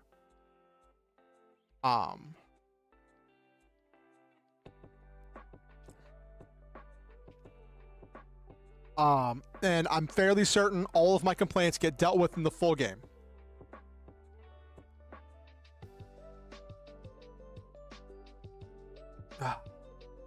So yeah, that's my review. I'm gonna stop recording now. All right. Cool. I have an hour recording that I can trim down to maybe a half hour of actual video.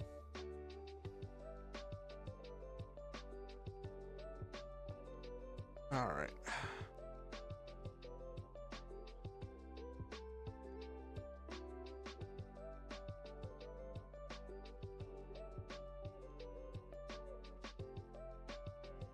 Baba.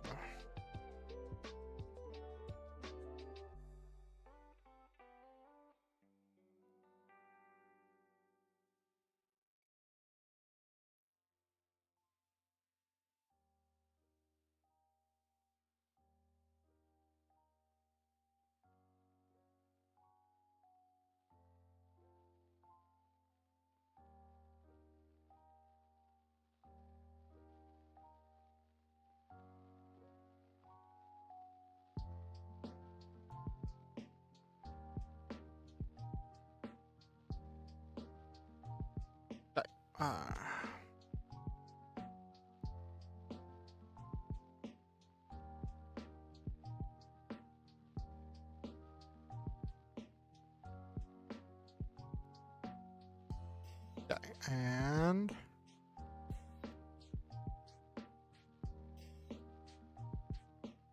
so yeah, ooh, that went not terribly.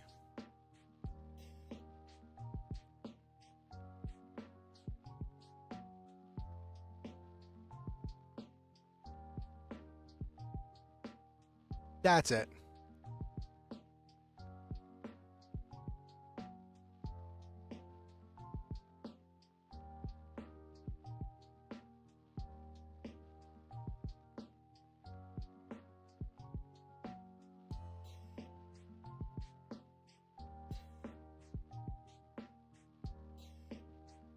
There we go. I finally figured out how to put it into words.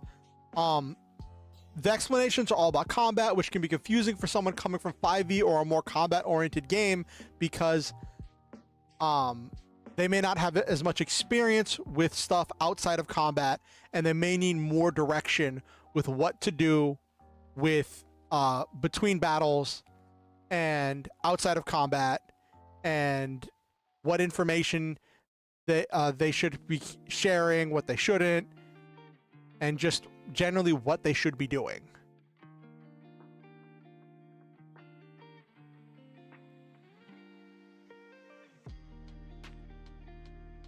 But all right, so we are going to for the next hour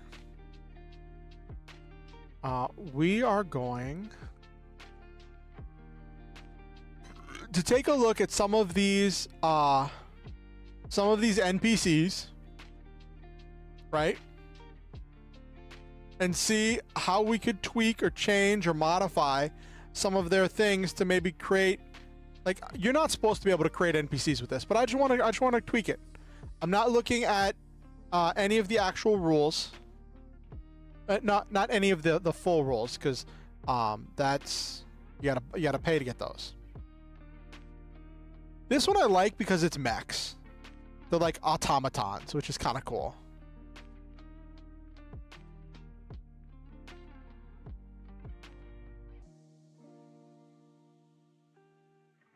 And see, these two plans to win are both really interesting, right? Because the Mecha Dragon can't be destroyed by anything that matches what's in an opponent's graveyard. So if the opponent has a warrior in the graveyard, warriors can't destroy it. If the opponent has an item in the graveyard, items can't destroy it. If the opponent has an invocation in the graveyard, invocations can't destroy it. Which, in any other game, would be like, well, there's only 3 card types. It could just become completely indestructible. But in Perfect Draw, because you're only going to have 4 to 8 cards in deck, and whenever you go to draw, if you're out of cards in your deck, you shuffle your graveyard back into your deck, so then this thing's protections instantly reset. So it's not like unbelievably like unstoppable. And I think since it can't be destroyed by effects, I think it can still be destroyed by battle.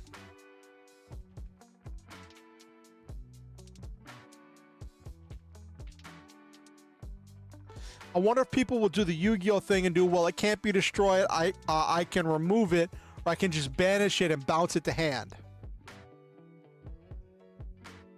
Maybe. If someone has a gimmick where they do that, and they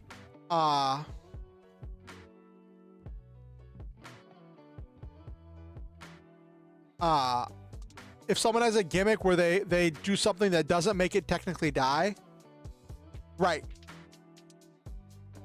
You could be as, like, what's the word? Banal? Specific? idiosyncratic, I think is the word, where you're just so specific that it just becomes silly.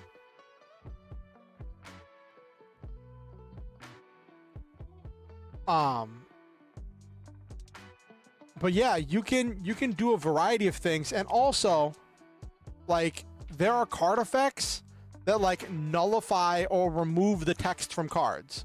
So like someone could just go boop, and this thing loses its effect, and then they kill it. But it can probably still be destroyed by battle, but it's strong.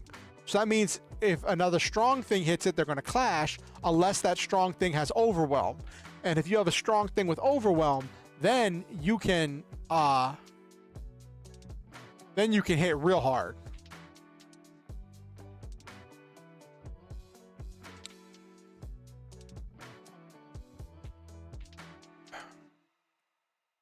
So I like that.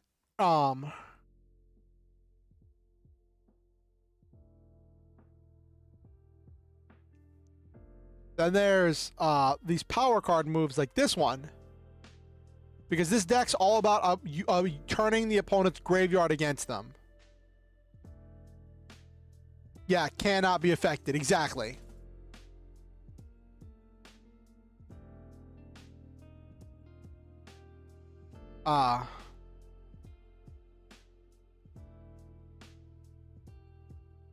This, since it's about using their opponent's graveyard against them, it's really funny that like that's the gimmick, right? But there are only like 2 cards that actually use that gimmick. Well, 3 cards. Like in a normal battle, when they don't use their backup plan, they're only going to use one of these 2 cards, right? Which means they're either going to use this card here and gain 1 life, so then they're just constantly gaining life. Or they're going to be having an indestructible strong warrior that's just going to become a problem. And then like you make your opponent run through cards, and you outperform them you out advantage them, like with AA Retrofitter, where it gains the same strength and card effect as a warrior or item in the opponent's graveyard. So you just drop this, then you use the simple card move where you put the top card of their deck into the graveyard, and then it just takes that card's effect or strength.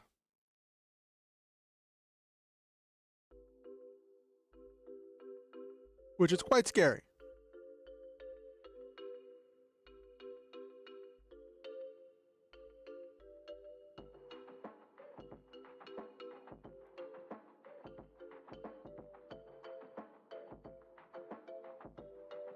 This one here, AI identifier, is funny because it's got me wondering, like, what is that even? Do they discard a card once when you make the move, or does it create a warrior that makes them discard every turn?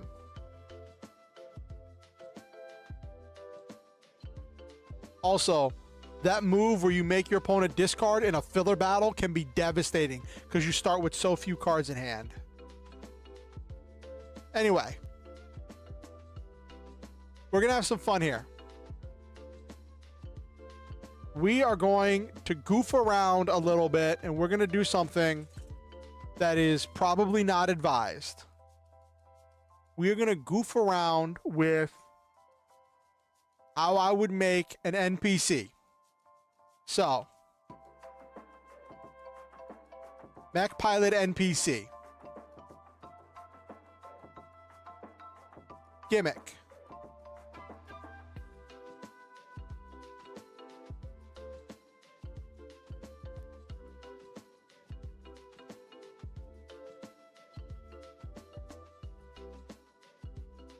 Actually, we won't do Mech Pilot. We'll do, because I have a Mech Pilot player character. So we'll do Superhero. Turn into a warrior and equip weapons to fight.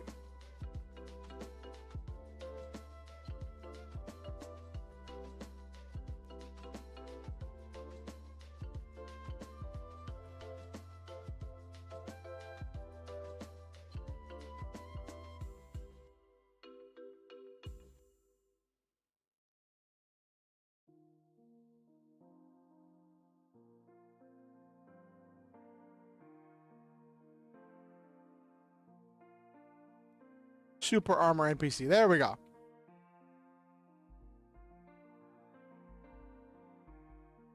Lash out against losing.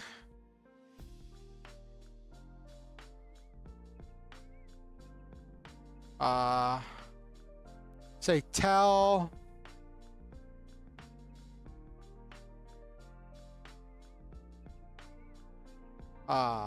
Sad backstory to gain sympathy.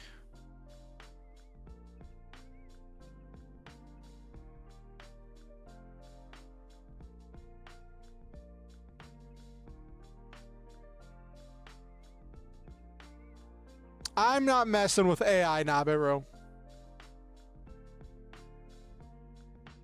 Like, I know that previously I've done streams interacting with AI, both the text and image stuff, and I have not deleted those or taken the VODs down because I think to do so would be to try to pretend that I've never messed with AI before. But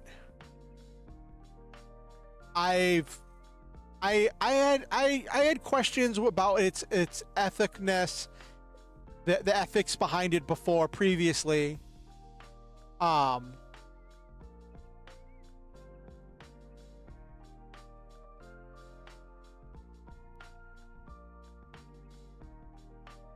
not surprised. It's just gonna look at all the effects and then put something together.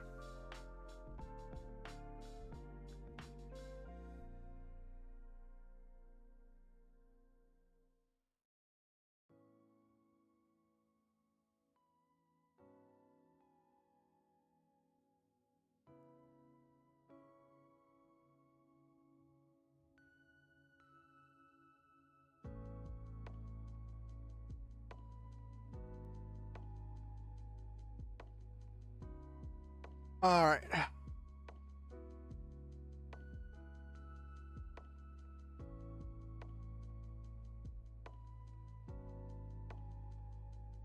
Tell sad backstory to gain sympathy.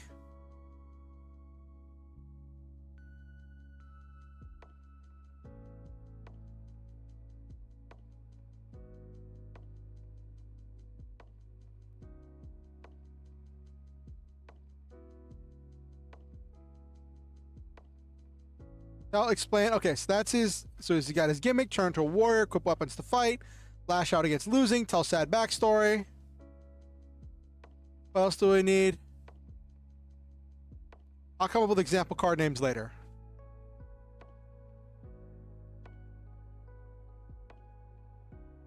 Establish plan to win. Plan 1.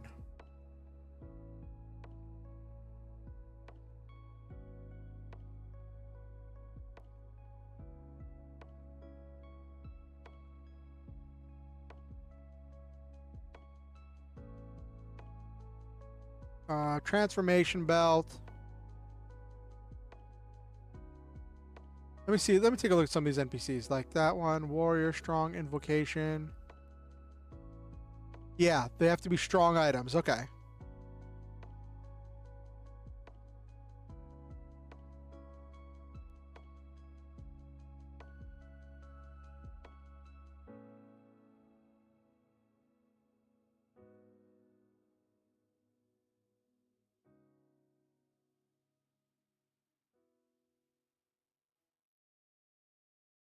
You're transformed into a normal warrior.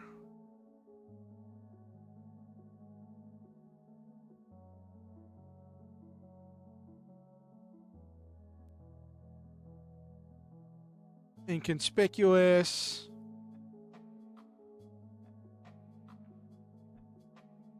Looks like I want... Hold on. How many protections do these things have?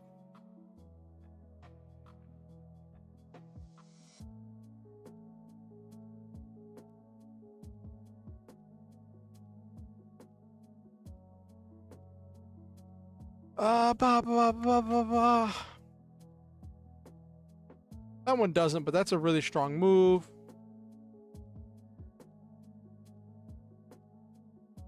Ooh.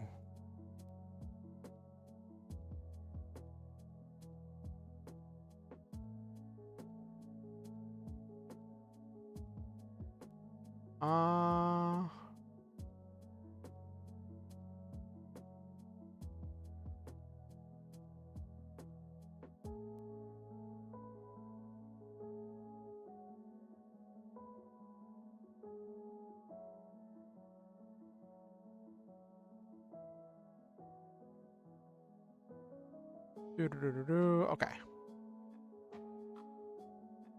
So transform into a normal warrior.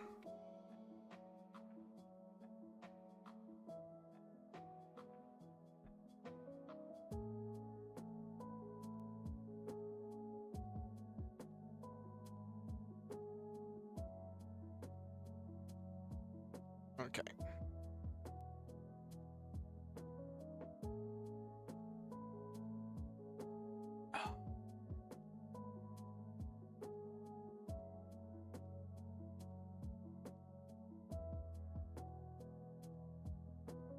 Well, gimmick is turn into a warrior, equip weapons to fight. Okay.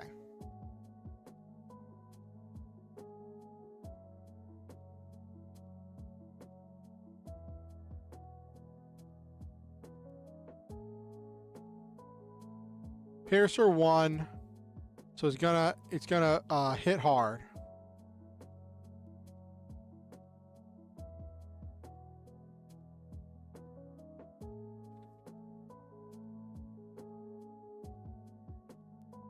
Overwhelm and Piercer 1. Yeah. All right.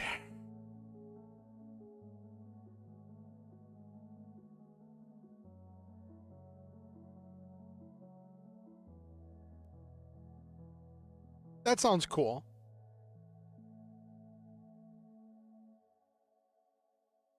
Normal warrior with overwhelm is very likely to win battles, and Piercer 1 means it's going to keep doing damage.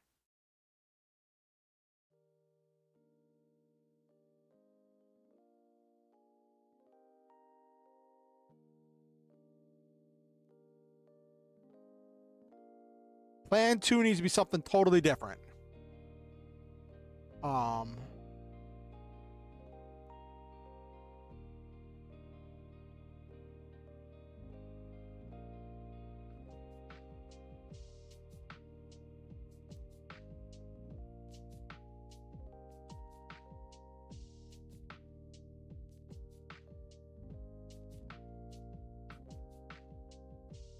We'll just go with ultimate destruction.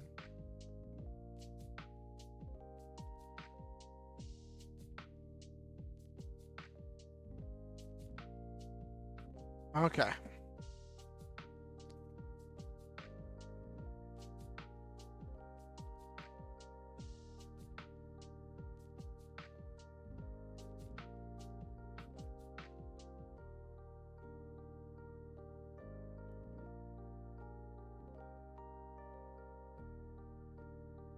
I'm basing this one off of World Let Loose.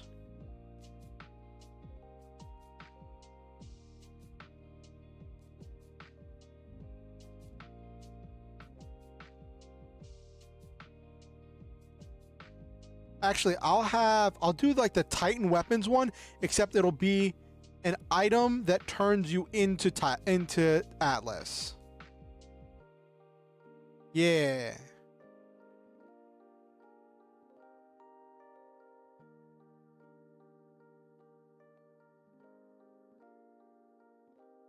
There. Strong warrior with overwhelm and Piercer 2. Then conspicuous. So we're taking, what I'm doing here is I'm taking this one, the Titan weapons one, and I'm modifying it in order to come up with, because this is close to my idea, in order to come up with the NPC I'm working with.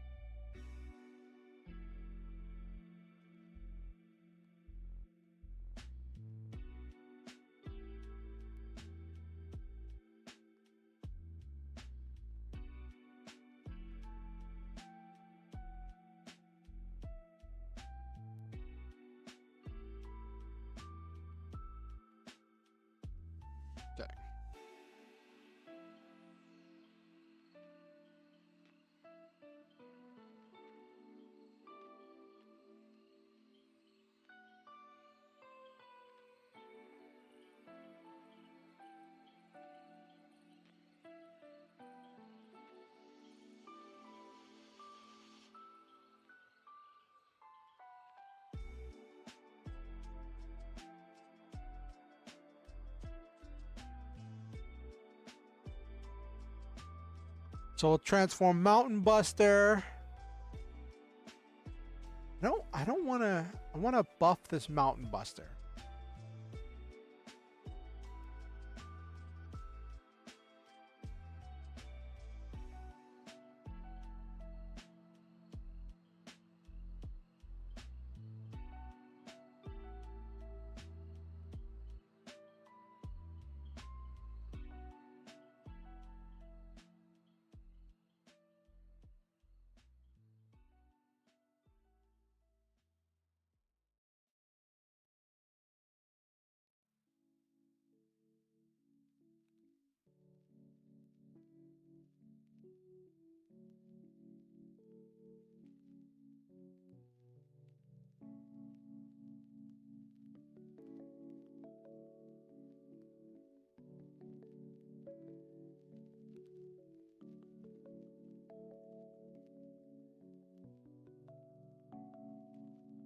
Okay.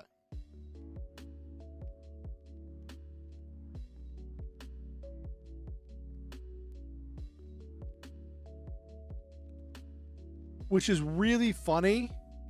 Like, Weapon Crush gets really funny because his transformation belt gives him Piercer. So he can just go Piercer for 2.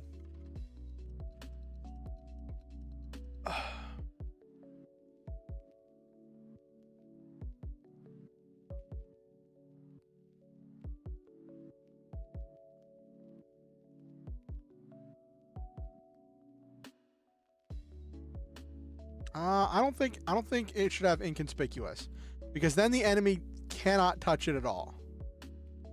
That could create an unwinnable situation for the player.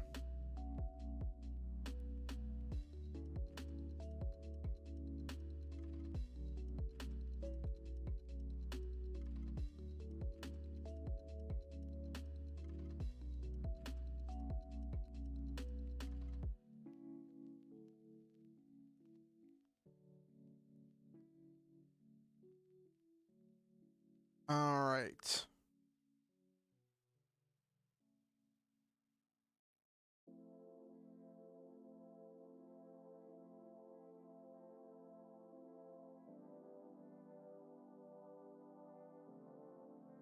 Blocker.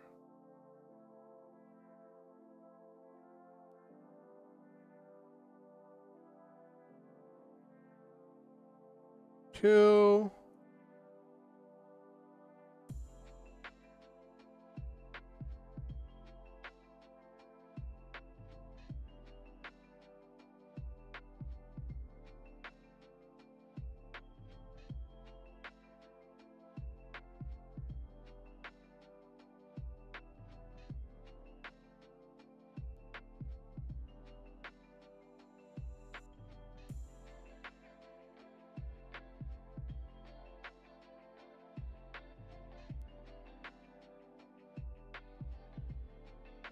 Normal.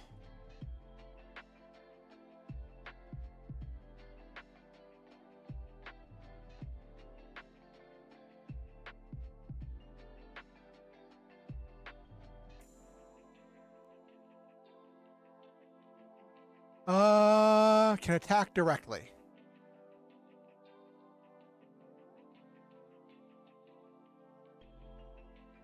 Do.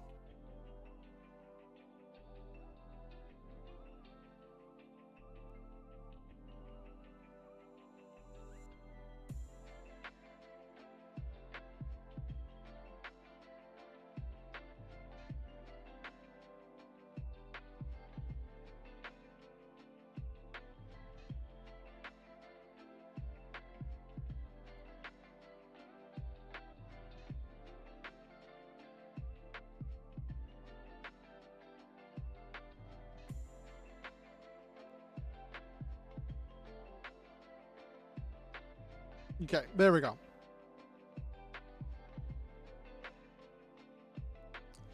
So it gets the power bow, which they can attack directly, and it will give the transformation belt inconspicuous.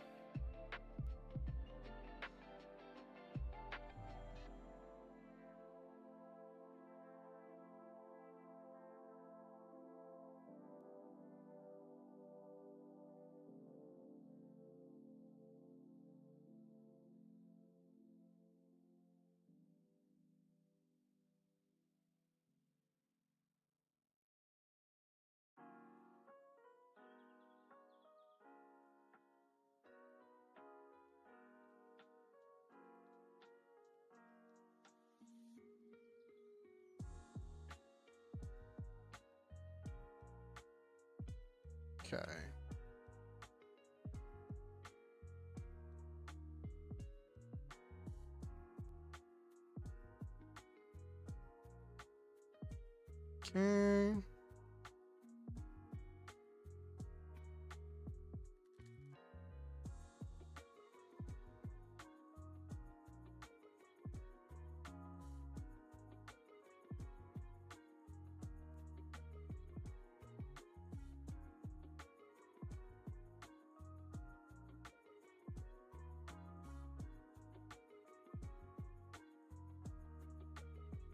Alright. Blah, blah, blah, blah. Play any. I'll say play any equips.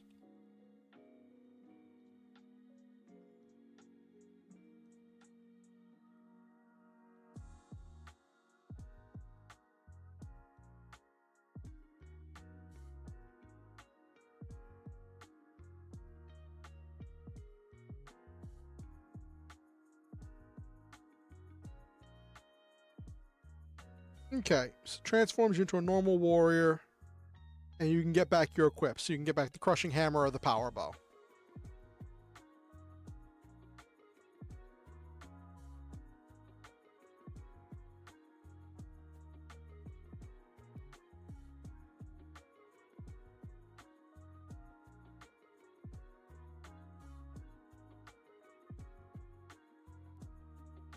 Okay.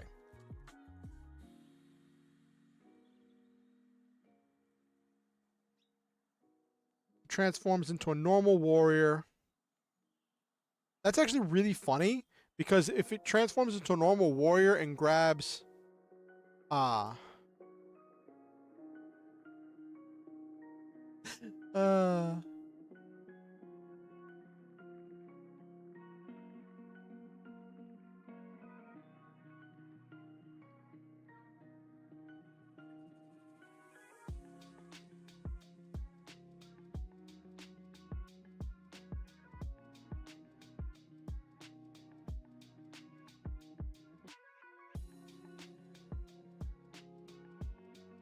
uh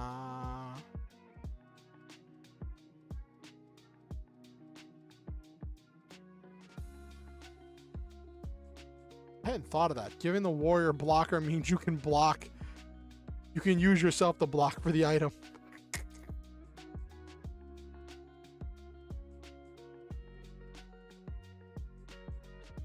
You just chance taking damage yourself. Hadn't thought of that.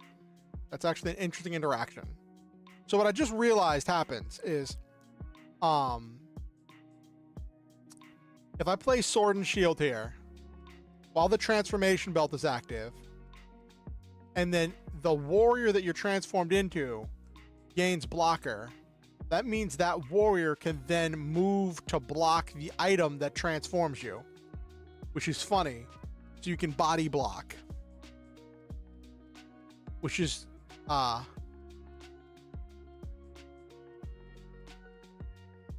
which I just thought about makes that kind of funny.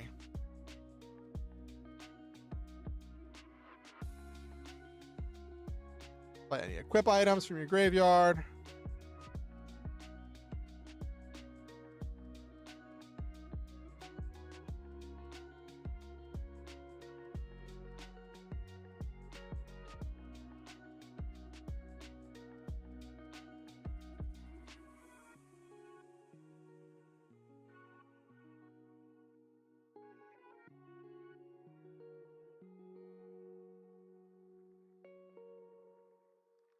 Okay.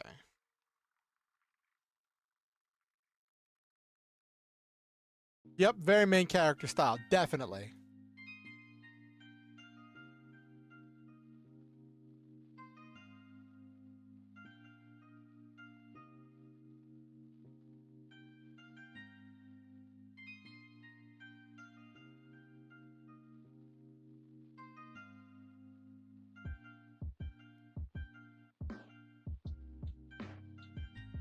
Okay, simple card moves.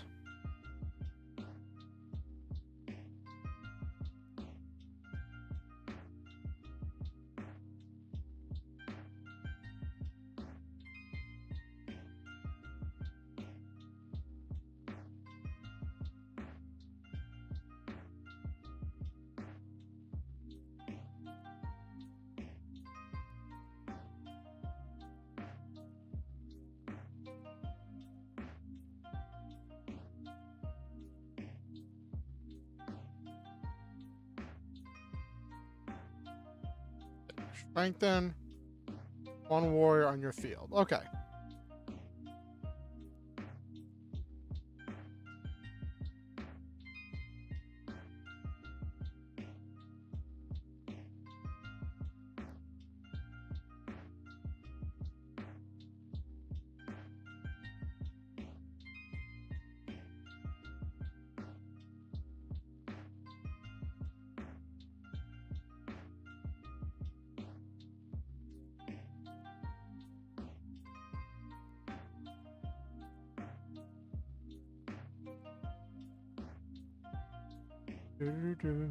Oh, until end of the turn. Until end of turn. Okay.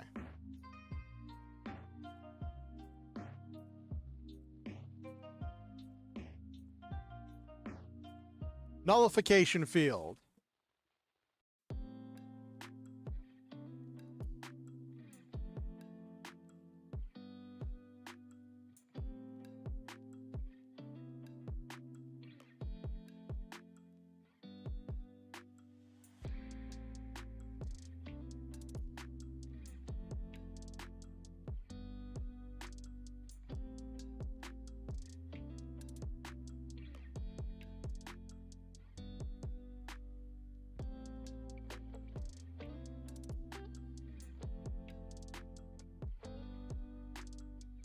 Target warrior. Opponent controls loses all text until the start of your next turn. Okay.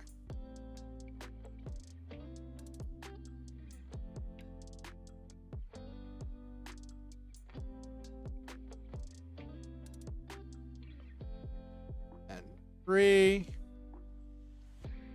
What's this one? This one's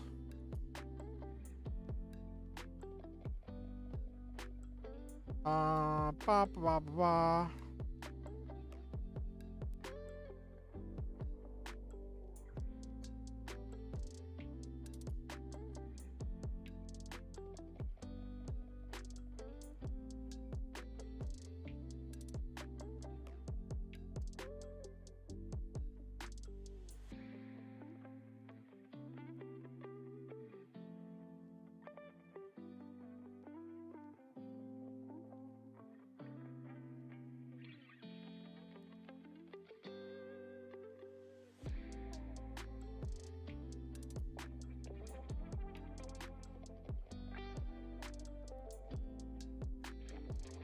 Okay.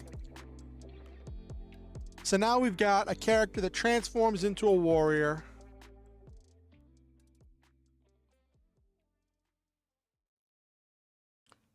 The ultimate destruction spell is funny. It just slightly tweaked it a little bit. It still is effectively the same thing, but the flavor of it's changed. I would argue like another simple card move would be create a weak warrior with blocker, or create a normal warrior.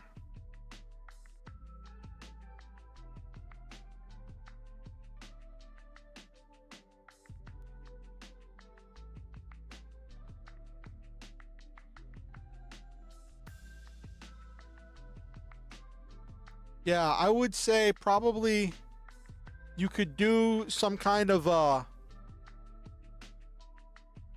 create a weak warrior with blocker, but instead of it being a warrior,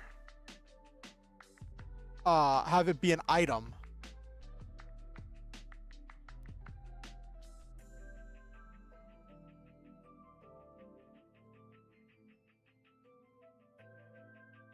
Yeah, I'll do both of those.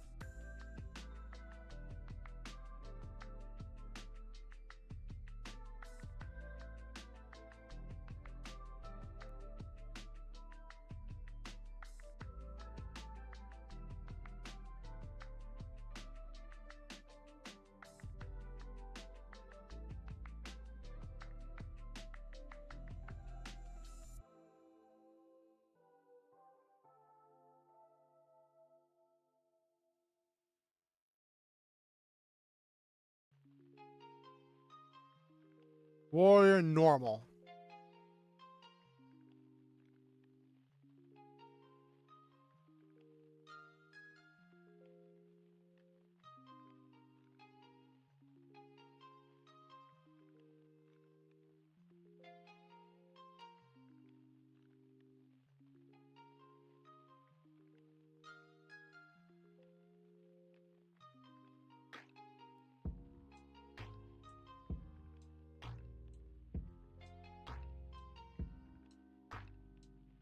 Now I want to make these.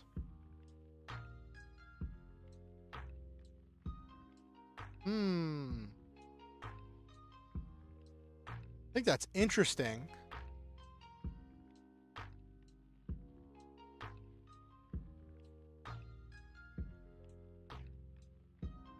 Oh, wow. It's going on 11 o'clock. Made an NPC.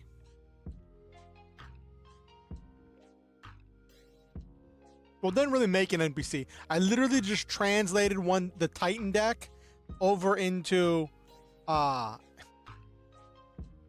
literally just translated the deck into my ideas.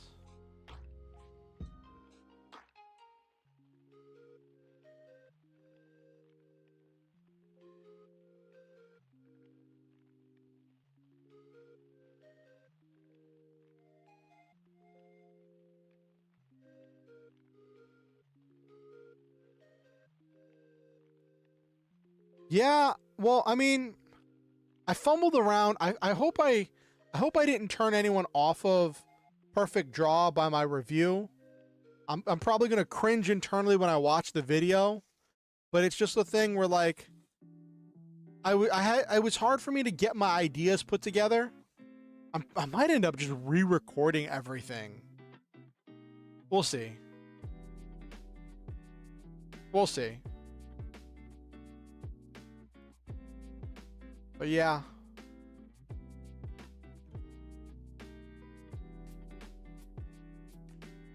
There was one other power move I wanted.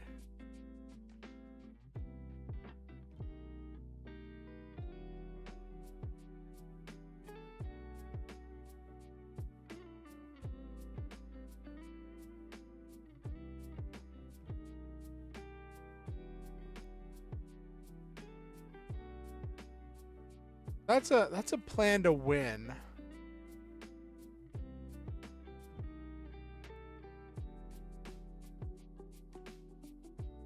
I want to make a power move where it lets them attack us. I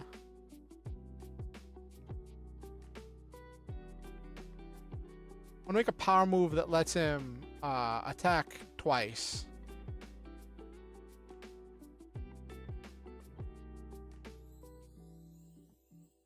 Well, Sword and Shield lets him attack twice. But it just has to be an item.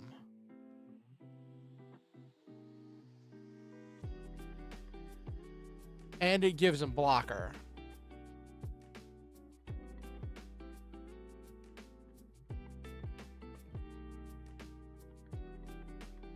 So it kind of does the same thing as Sword and Shield.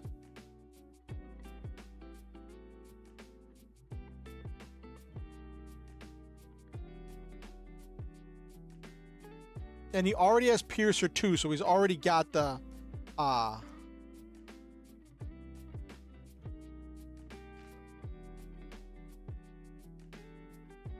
Ooh.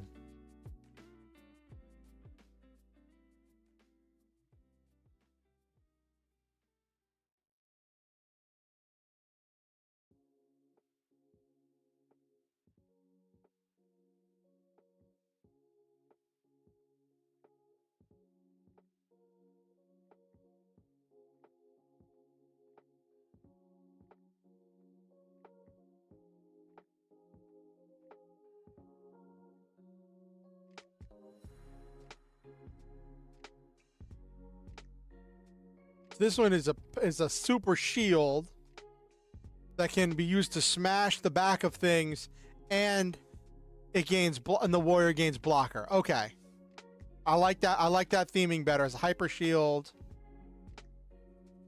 This one's a power bow, but I'll change it to be... This bow feels too archaic.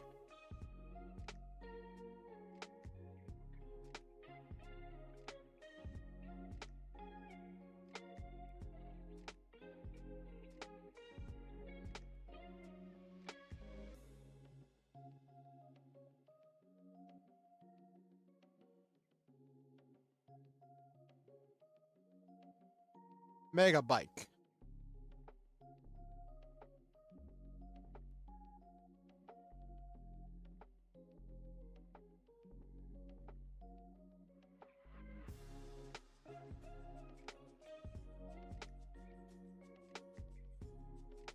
Ooh, I like it.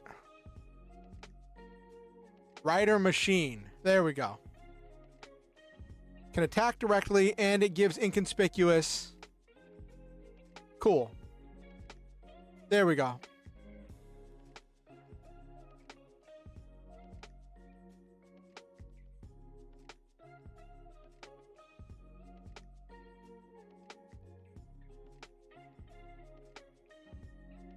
Oh, I think he's just one simple card move for the transformation bracer. Yeah, simple card move.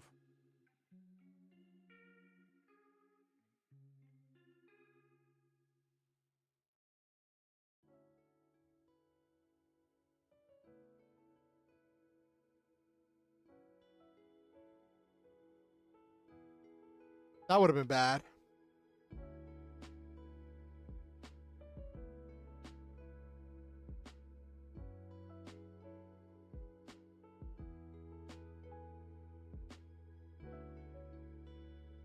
Hmm.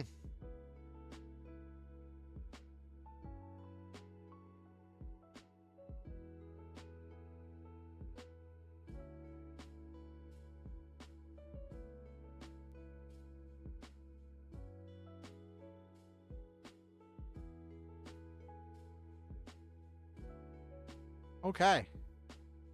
Now I want to run this. I want to make this and run this as an NPC for my players to square off against. An NPC that puts himself on the field.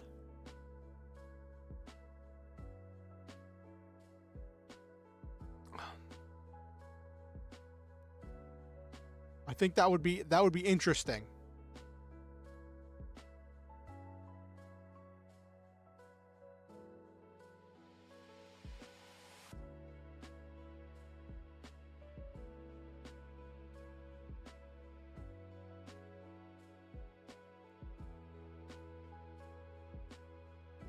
Okay.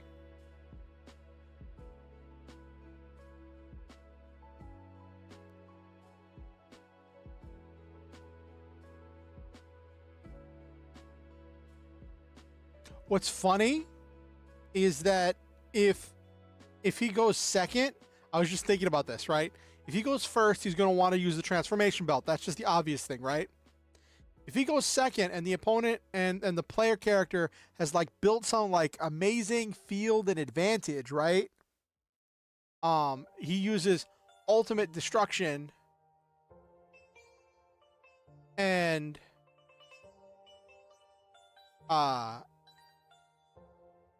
just plays the second rider and just has a warrior on the board and then can attack with that warrior.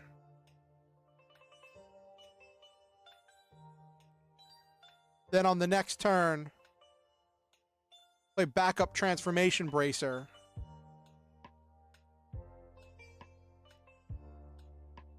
Turning himself into a normal warrior. Mid-season power-up.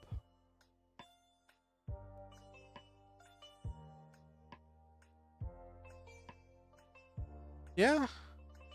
I can see this being a real threat to the players. Because it creates a situation the players have to deal with.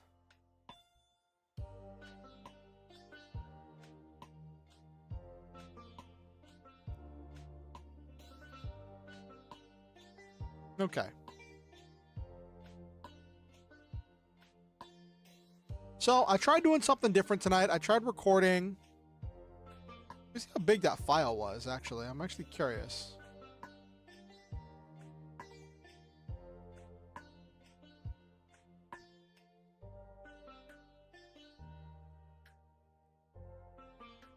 Oh, whoops. I went to open the OBS.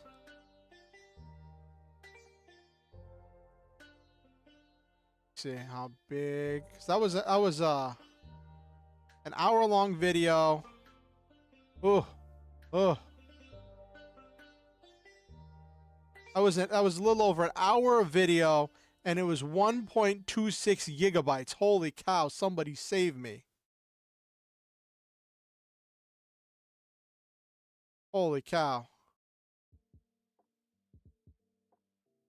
I'm gonna have to edit that down with an intro and an outro.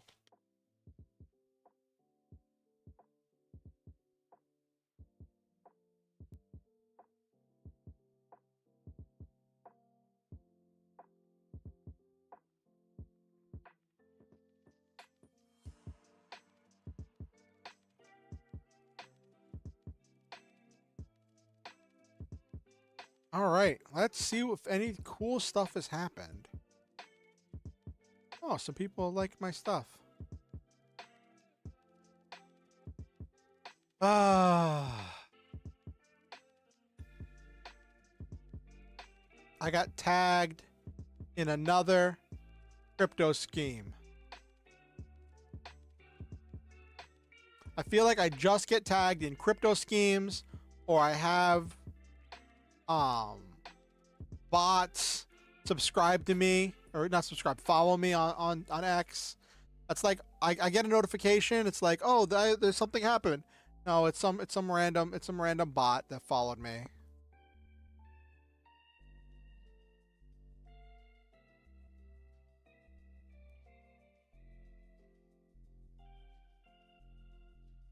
Okay.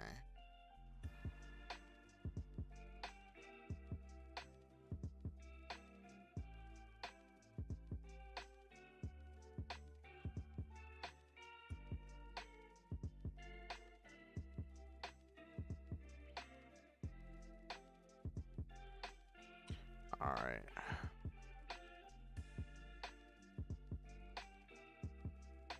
Oh, I found a content creator that I'd followed for a while. I haven't seen them on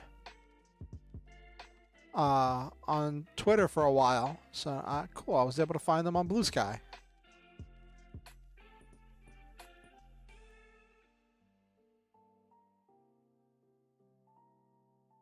Cool.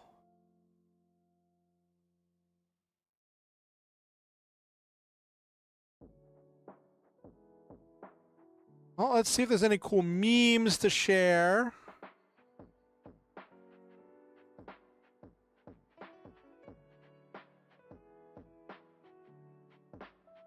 I'm a mecha pilot, so the bots just want attention. Oh my gosh, Naberu.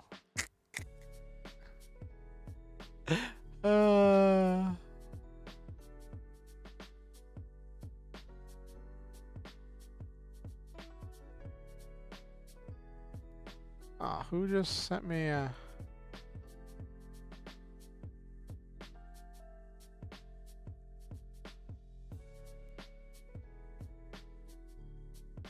Oh, someone from the church near me is just sent me a friend request.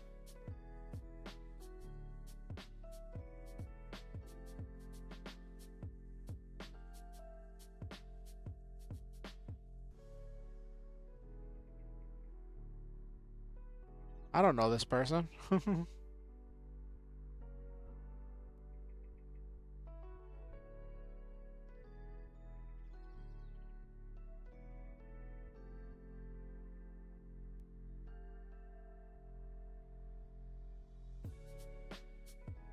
All right.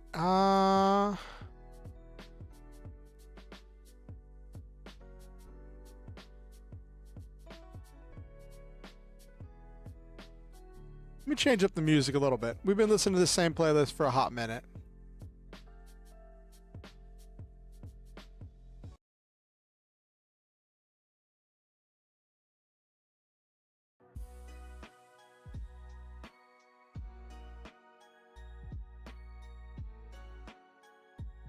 We back? I think we're back.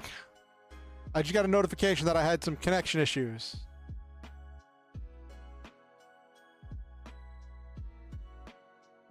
Okay.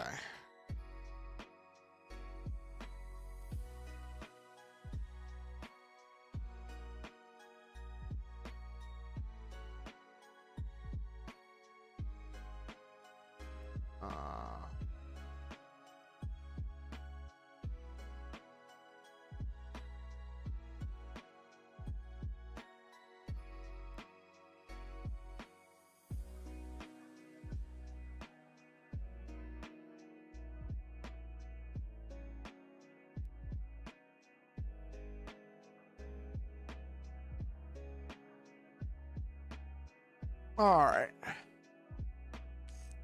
Oh, is there some kind of like Starbucks thing happening? Because I saw people talking about Stanley Cups or whatever, special cups from Starbucks or something.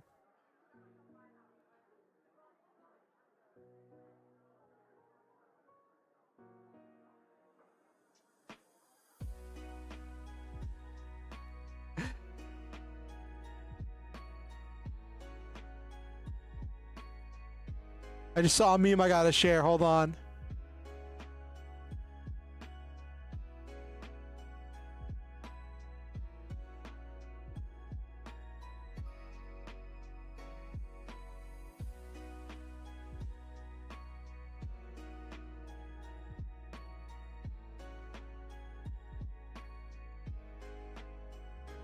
We got $1 trillion military budget and not a single Gundam.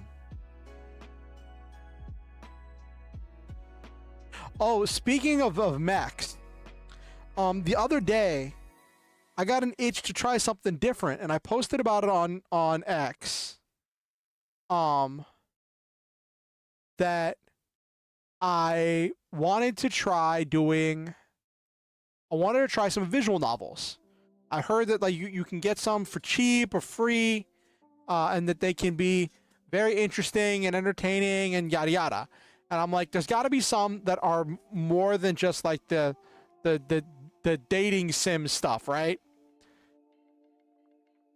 I've played some games that are described as being like visual novels. Like I did some Sunrider, like that was described as like it's a visual novel meets a strategy game. And I never really finished that, but I heard it gets like really like deep and emotional. There's a lot of stuff involved, but I was just looking for a regular visual novel. And I asked around and I got some recommendations from a friend of mine who was like, hey, try this. This might be the best place. And I found 2 short visual novels. One was a side story of a larger world, and the other one was chapter 1 of an unfolding story that the person is still making, and both of them were really good. Let me get the names of them. Whoop.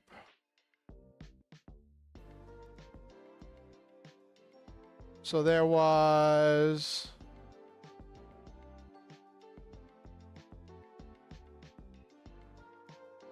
No, that wasn't it.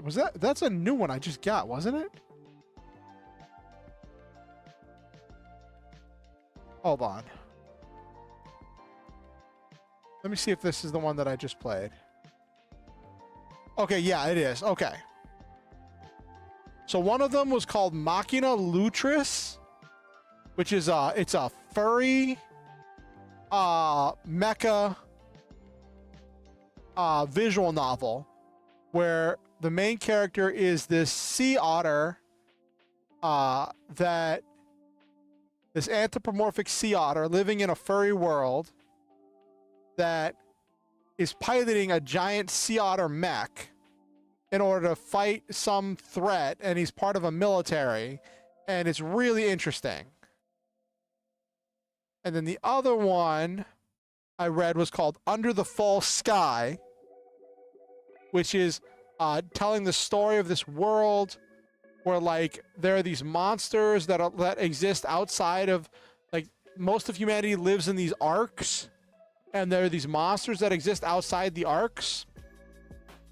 And like the description of the world is like supposed to be about people who live in the arcs or whatever, but this side story was about a group of rebels that lived that lived outside in the wilderness. And apparently there was some kind of a war between the rebels and the Arcs, and the rebels like launched an attack that like destroyed an Arc and killed a bunch of people. And like a whole bunch of stuff unfolded, and both of those, Machina Lutris and Under the False Sky, I got for free on itch.io. But like Under the False Sky, holy cow. Like, yes, it was a side story. Yeah, it was only like maybe 2 hours of playtime, maybe hour and a half, 2 hours of playtime, but it was voice acted with really great audio. Like it had really good voice acting, and it had music. It was like this cross between like a book and a movie, and it was really interesting. So that was something. I got another one I haven't done yet. Orbital Paladin Melchior. Why? Orbital Paladin Melchior. Why? I got it because it was like on sale, 100% off. And I'm like, sure, I'll goof around with it. I still haven't uncompressed it yet, so I'll probably do that after stream.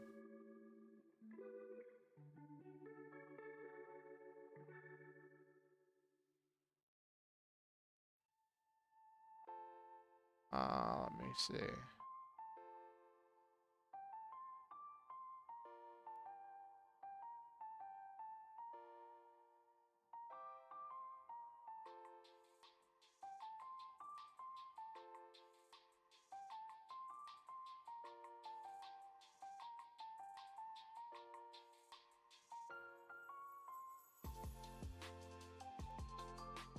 Oh my gosh.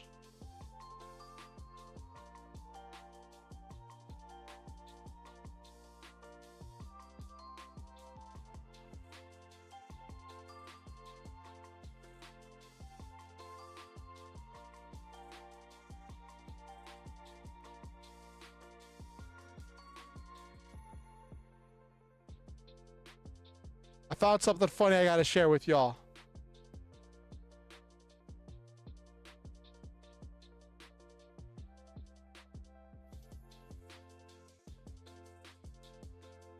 So this is I saw something because I follow some Warhammer 40k stuff. I don't like actually keep up with Warhammer 40k, but I keep up. I enjoy the memes. And this is funny because as a mech lover, I find this hilarious. So some neckbeards have tried to kit bash a true 148 Imperator Titan and found that at 6 foot 10 inches, 2.1 meters tall, it would be just easier to make a Titan costume and stand on the table. So what, if I understand this properly, there's the different scaled sizes of Titans, right? And the Titans are huge, but I believe the Imperator Titan, I don't think there's an actual model for. Or like if it is, it's a different scale. Hold on, let me check.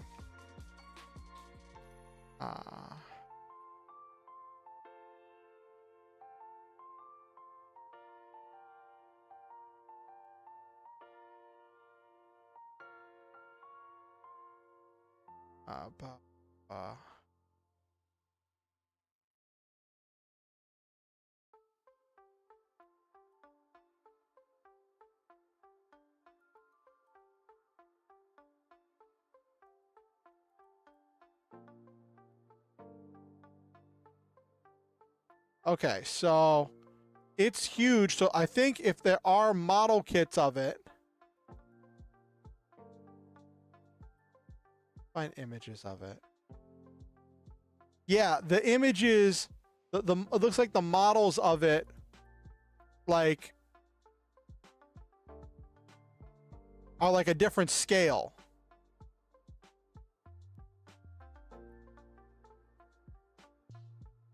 And like someone wanted to make a thing that's the same scale as everything else, but even at the one, let me get a picture of one.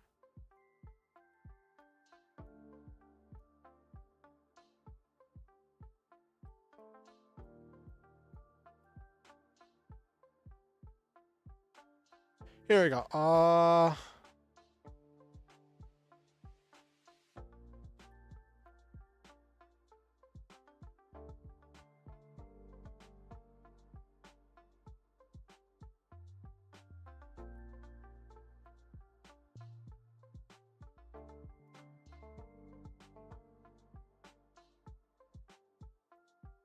Blah, blah, blah.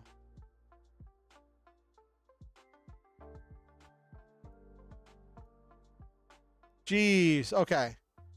So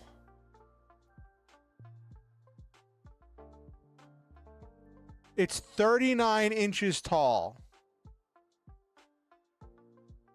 on the tabletop for the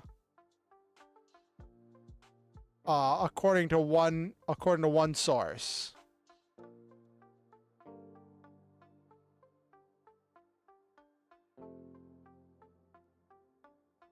But yeah, I just thought that's funny. They were trying to make a model kit that was the same scale as everything else in order to get in to explain how big it was, and they discovered that it would just be easier to make a costume and stand on the table than it would be to make a model kit. And I just think that's hilarious.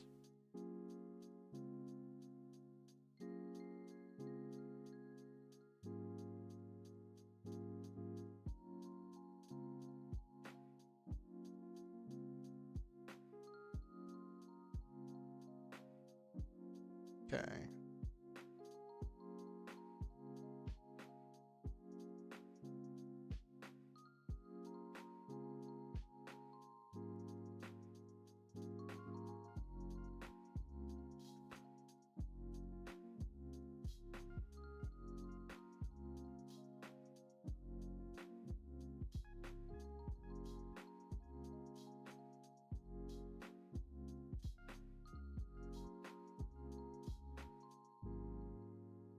Oh, that's cool. Apparently the Mazenkaiser OVA collection is getting a Blu-ray release.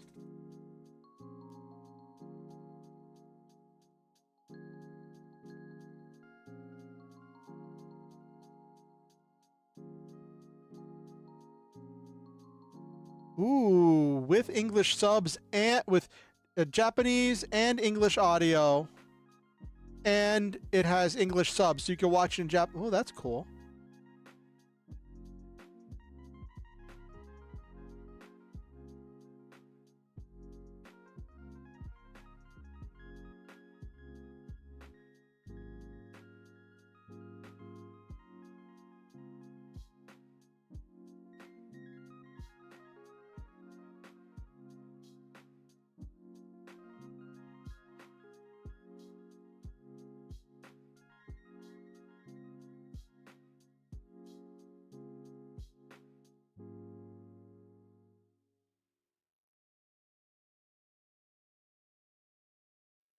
They seem to be giving a bunch of people stars on the Hollywood Walk of Fame recently. Have you noticed that?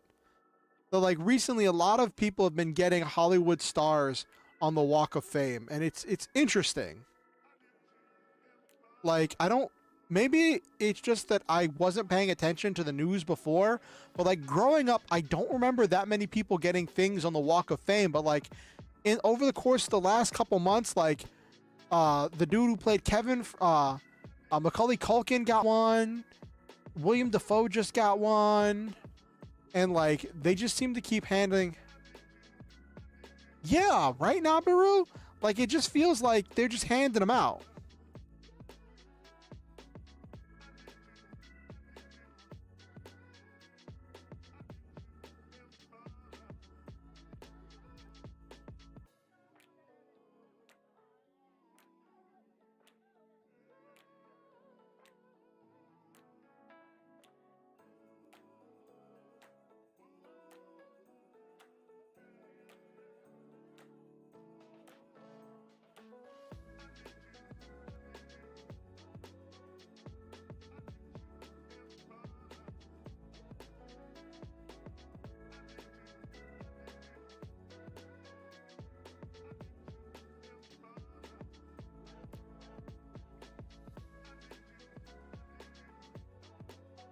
Okay.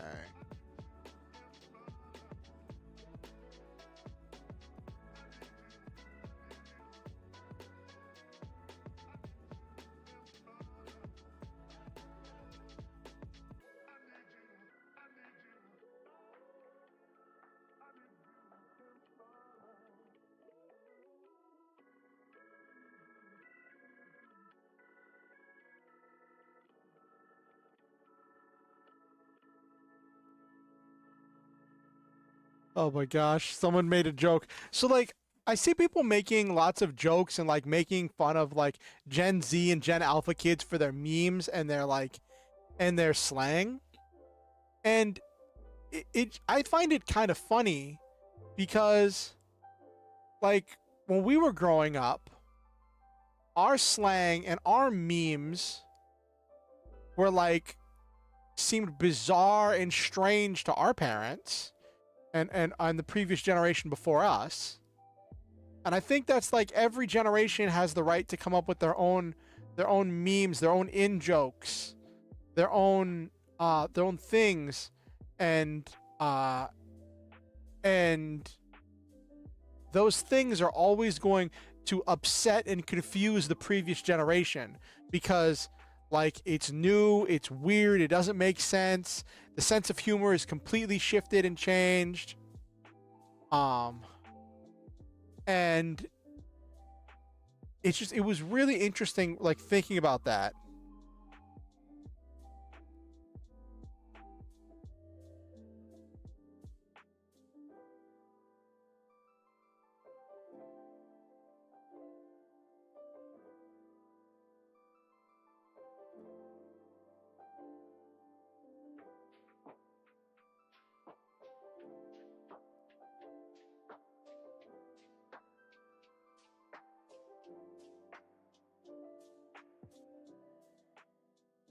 Oh my gosh, someone's complaining about all mech animes being bad and they've only watched two of them. Can't generalize an entire genre off of only watching two uh after only watching two series.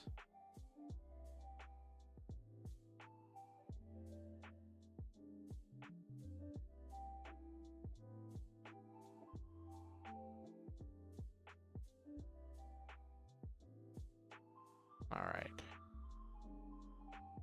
All right, let's wind down for the night.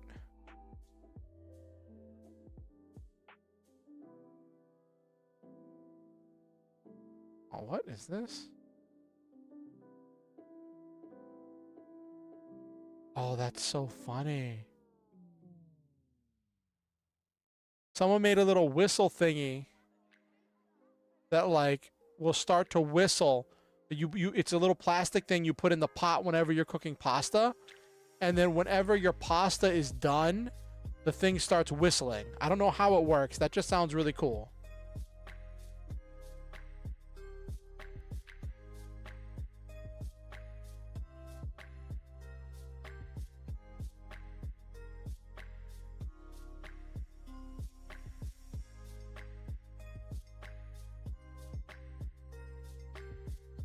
Oh, on an image of a really big tortoise.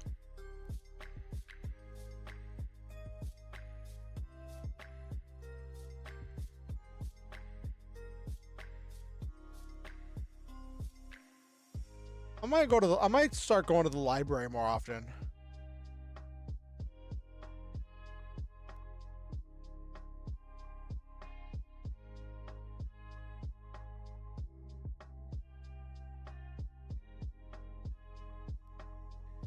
Oh wow. Someone's phone flew out of an airplane at 16,000 feet whenever they had a portion of the fuselage blow out. And someone found the phone on the ground and it was still functional. It was still functional and it was still on. And like whatever type of case they have, I think I want that kind of case.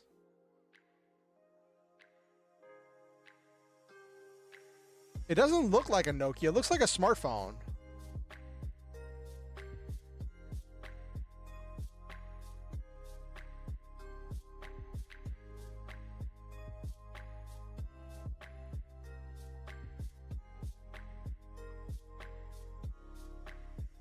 You're right. Nokias are indestructible bricks.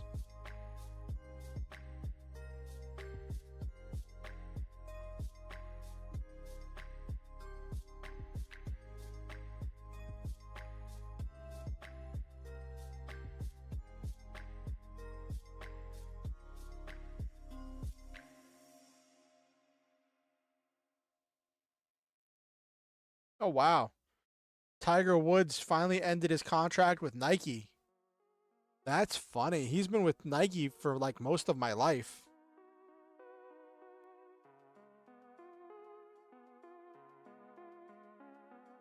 Okay.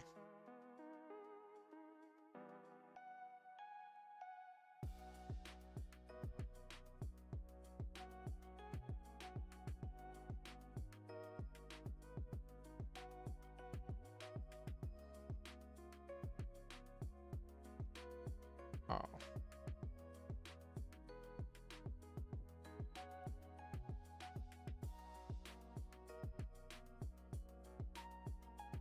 Anyway, let's what?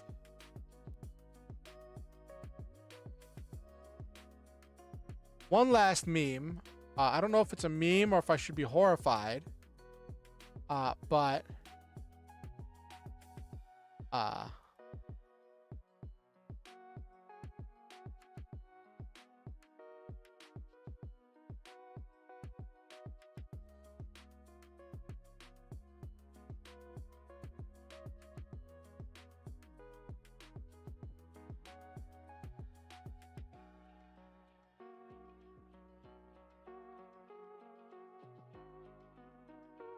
you want to talk about cursed food? Take a look at that, Nabiru.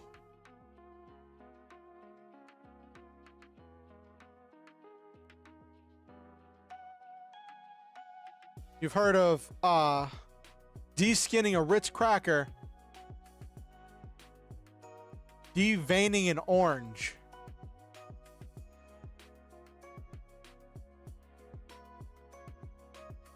That's honestly impressive, but also kind of horrifying.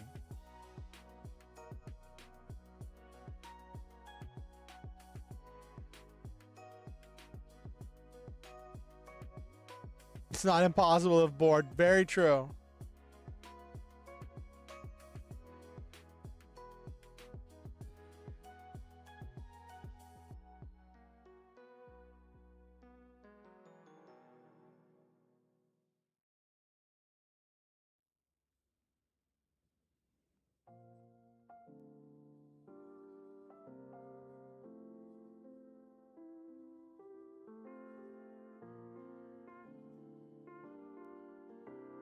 All right.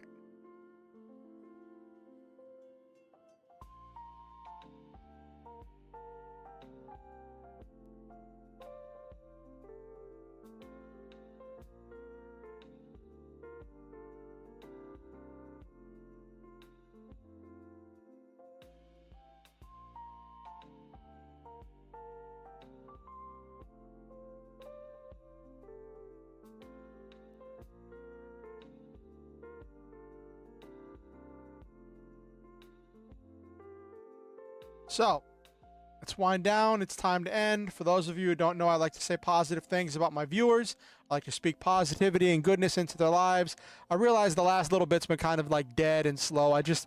I used up a lot of energy on the first part, and I hadn't eat. I normally eat right before stream, but I ate a couple hours before stream, so I thought I'd be good. But my brain was just frazzled. Anyway. So, to Silva, to Nabiru, to Noel Main 700, to anyone who watched the stream and didn't say anything in chat, and to anyone who watches this VOD afterwards, I say I love all of you, and I believe in each and every one of you. I think that you all are truly special, one of a kind, and unique individuals. I believe that your hopes and dreams are important. I believe that you're worthy of love and that you deserve to be happy. I believe that each one of you possesses the ability every day to make this world a better place by living in it in your own unique way. Thank you for coming to my stream. Thank you for being a part of this community. Thank you for helping to make my life better.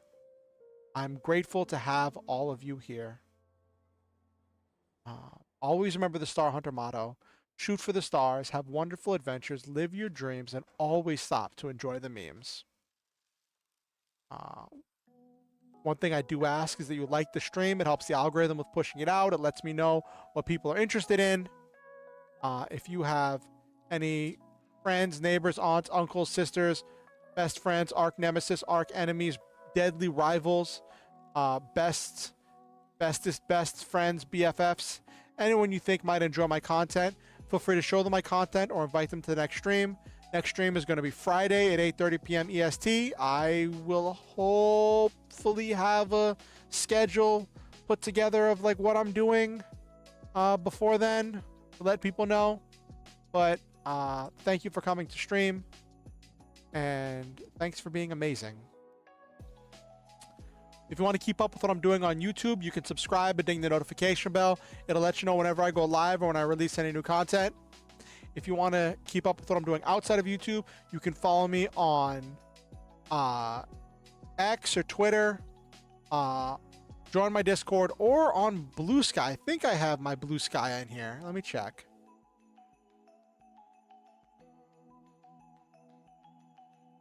I do have my Blue Sky. Okay.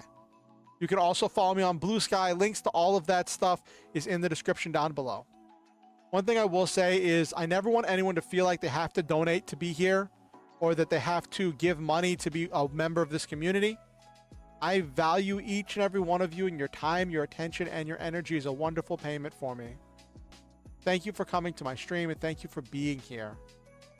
With that said, if you ever feel motivated to donate, to give, to improve the stream, to help to improve my life, to help me out with any number of things, there are links where you can do that down in the description below. What I do ask is that you only do so if you are financially safe and secure and in a position where you can do so safely. And I'm grateful to each and every person who's donated to help me do things in the past, who has made things possible in my life. Thank you, and have yourselves a wonderful night.